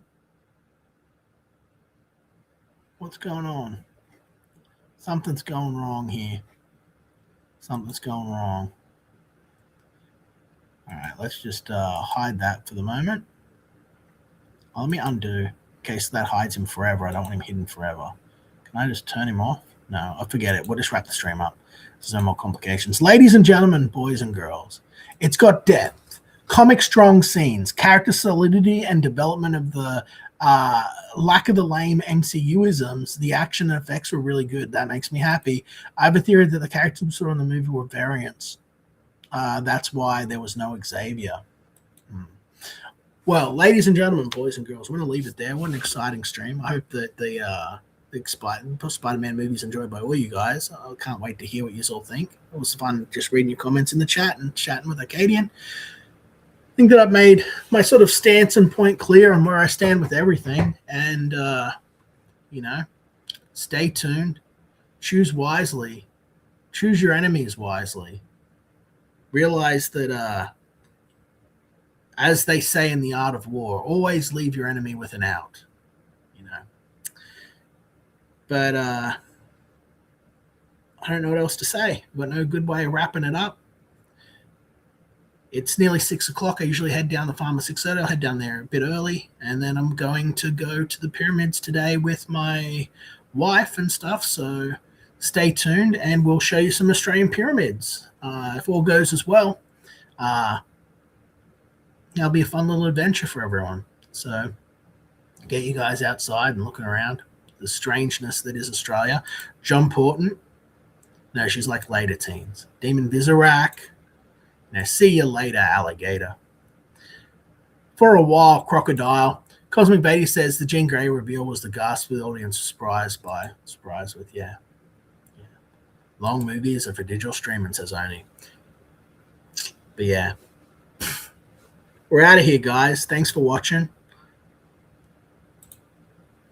Liam, check what Ethan just posted on Twitter. All right, let's see. Oh, it's going to end happy. Is this going to end up a disaster? He's talking shit about me. Ethan Van Skyver. Here we go. That's awesome. Thanks for buying it. Oh, hello.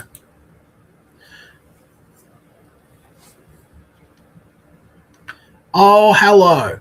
Fucking A. Fucking legend. There you go. Look at that. Someone with some fucking nuts. Look at that. Look at that. Folks told me that Liam sadly threatened Katie with a knife in a video. I believed it. I watched the full video and I feel deceived. Liam didn't threaten or imply a threat towards anyone with a knife. It's a matter of timing, and it's clear to me that the knife threat was a lie. What a fucking... I'm going to unblock him. I'm going to unblock him. He's now unblocked. Fucking A. There you go. That's how men do. None of this manipulative shit I've been dealing with anymore. People have actual... Thank you, Ethan. Sincerely. Thank you. To the rest of you guys, thank you for sticking by through these hard times. Hopefully now, people will start to see the truth. Thanks for letting me know about that, Stray. You're a legend, mate. You're a fucking legend. Thank you. Eureka. It's good for once. You know? Yeah. Christ Jesus Energetics, you and me, we're going to talk some Spider-Man. You're going to put that fucking mask on, and we're going to get on stream, and we're going to talk Spider-Man. I'm going to try and see if I can see this movie. I don't know. Maybe I'll see if instead of going to the pyramids tomorrow, I can go all the way in and watch the movies in the city. We'll see what the wife wants to do, though. I think the pyramids are better and cheaper. Not so far on fuel. But we'll see. I kind of want to see this now. Kind of want to see Spider. Man, what a great way to end the stream. What a great day. Today's been a good day.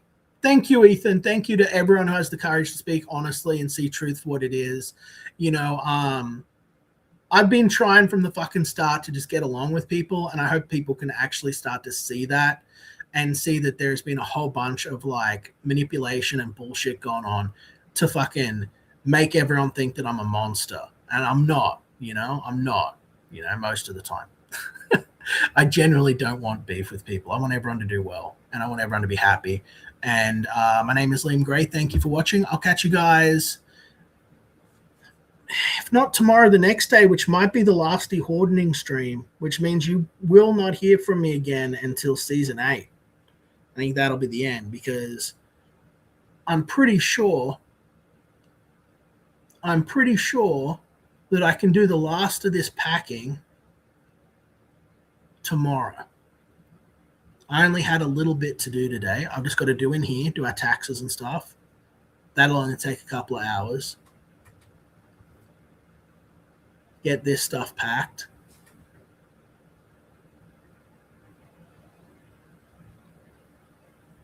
And yeah, I guess that's about it. We'll be out of here, I guess. So the next times you'll probably see me. There'll probably one or more two Dehoardening streams where I'm packing everything into boxes, and then yeah, it might be a while before you see me again. So I'm glad that what a great way to end things. What a great way of fucking just a bit of fucking stand-up integrity. I hope some other people have the same fucking sense of character. That makes me happy. Yes, the Koala King, yeah. Truth will always prevail. Sensible heads check their sources of information. It's true. I hope he looks at the other allegations and sees it as bullshit. Liam was lies. Thank you, EVS, says John Porton. I'm back in the green room. Boom. Hey, I can't even Liam. Hey. Sorry, I was in a bad spot there with my phone. Bad That's signal, fine. It's good that you left, because it turned out we had some good news. Ethan fucking said that the knife stuff was all bullshit, finally. People spoke up about it, just on his Twitter. Stray Beans came and told me that on Ethan's Twitter, we showed it. Oh, good. See? Yeah. He said that he was They will see the sheep. Yeah. That's right. What a fucking win. That's a nice win. People opening their eyes instead of listening to people. Good. You know what happened today? I know you're about to end the stream, but what happened was I thought today was the Rob Liefeld event, and I didn't read it, and it's actually Sunday. So I drove out to Long Island from New York City, and it was only like 30 minutes, right? And I show up to this Elks Lodge, which is where they're going to have this event, and like Billy Tucci and a few other people are going to be there. It's going to be tomorrow, so I'll be back out there to actually meet Rob Liefeld, but. Yeah, I'm gonna be sure to tell him I did a fan piece. It's put on by I don't know. It's let me see. It's like Hot Tops or Hot Flaps or something. It's like it's a comic supply store or something. So it's interesting who has influence in the space and who they can draw. I mean, they started a convention like at a local university here like 2 years ago, and the second convention that they had this year, I didn't get to go. Like Jim Lee was signing stuff. Hot Flips. Yeah. So it's Long Island Comic Book Fan Fest. So Rob Liefeld's going to be there. I think, like I said, Billy. So you're doing that too. You're doing that tomorrow. Tomorrow. Yeah. Yeah. It's like at this Elks Lodge / American Legion post. And I pull up there. I'm like, well, where are all the people? Like, and then I let me check the invite. Oh, it's tomorrow. Well, I'm out here. Maybe I can catch a matinee and go see Spider-Man, and that's what I did. So it wasn't all lost. I got out of the city.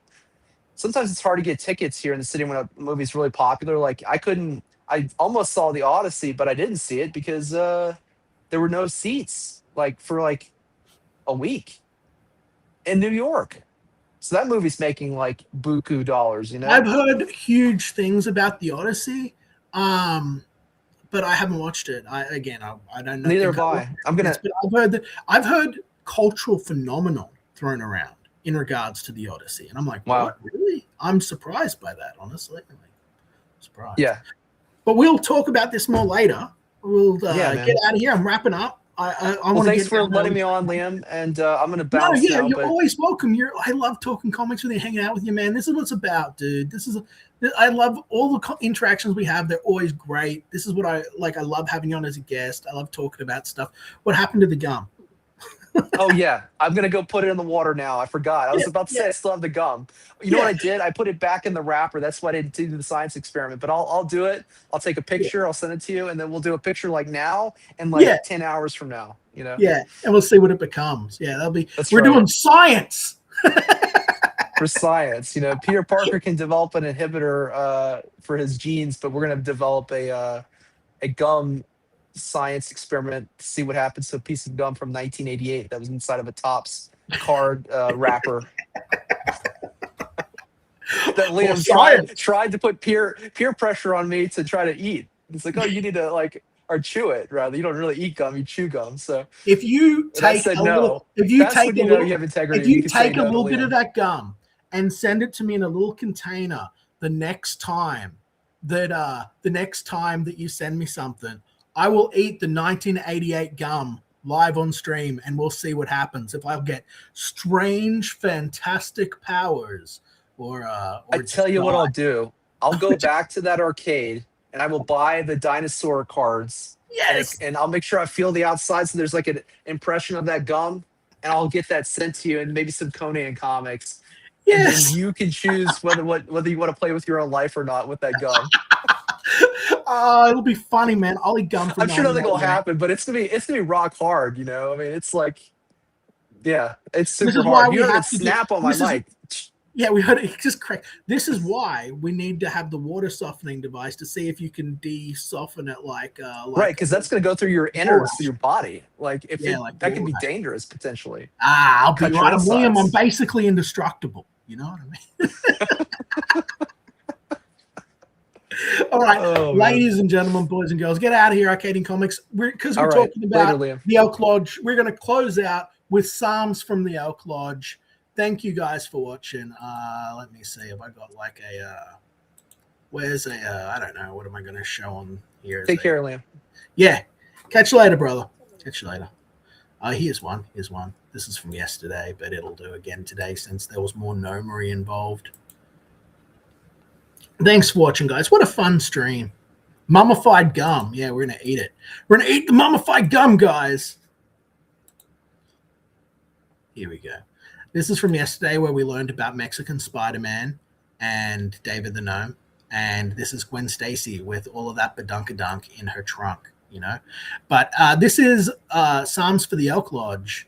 I'll catch you guys next time.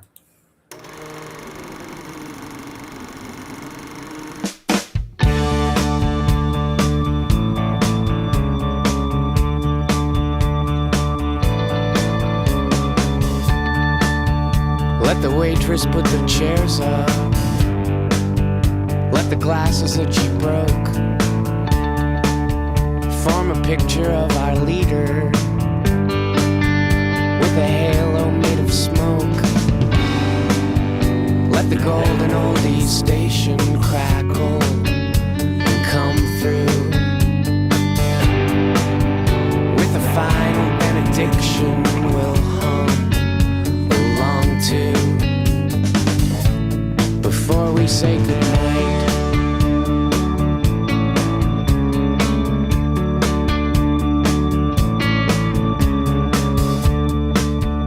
Let her talk about the ball game and the weather show we care, like a sound we didn't notice until it stopped and left us there, with the traffic and our heartbeats beating in straight time.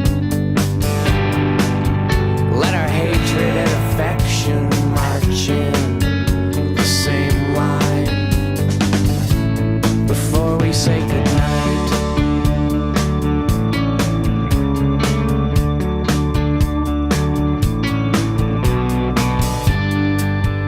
Oh, protect our secret handshake once more with feeling. Let the toast to absent members push through the ceiling say goodnight.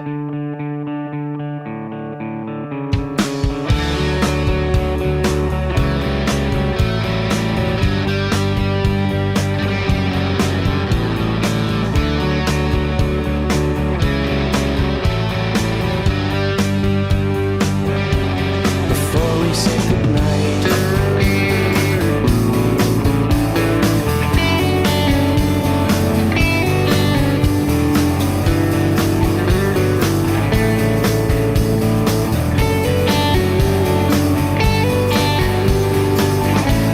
Before we say goodnight.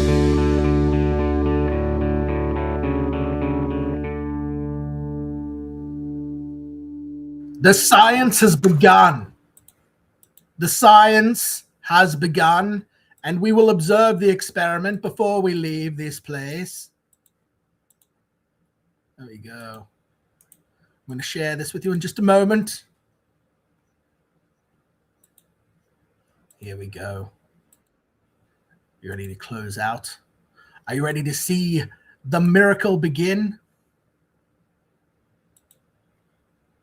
At first, the gum, which is hardened to a steel-like substance, has in fact floated on the top.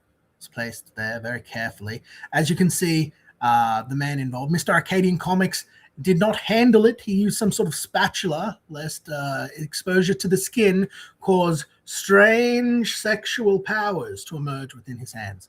And then, next up, we see that the next fate is that the gum immediately sinks to the bottom. Here we go, right to the bottom. There it is. Will it become a gum-like substance once again? Will it be consumable? We'll have to find out next time on the next exciting episode of the Dehoardening. I'll catch you guys next time. Peace and love. Stay excellent to one another. Be kind. Remember, this is comics, and my name is Liam Gray. I sell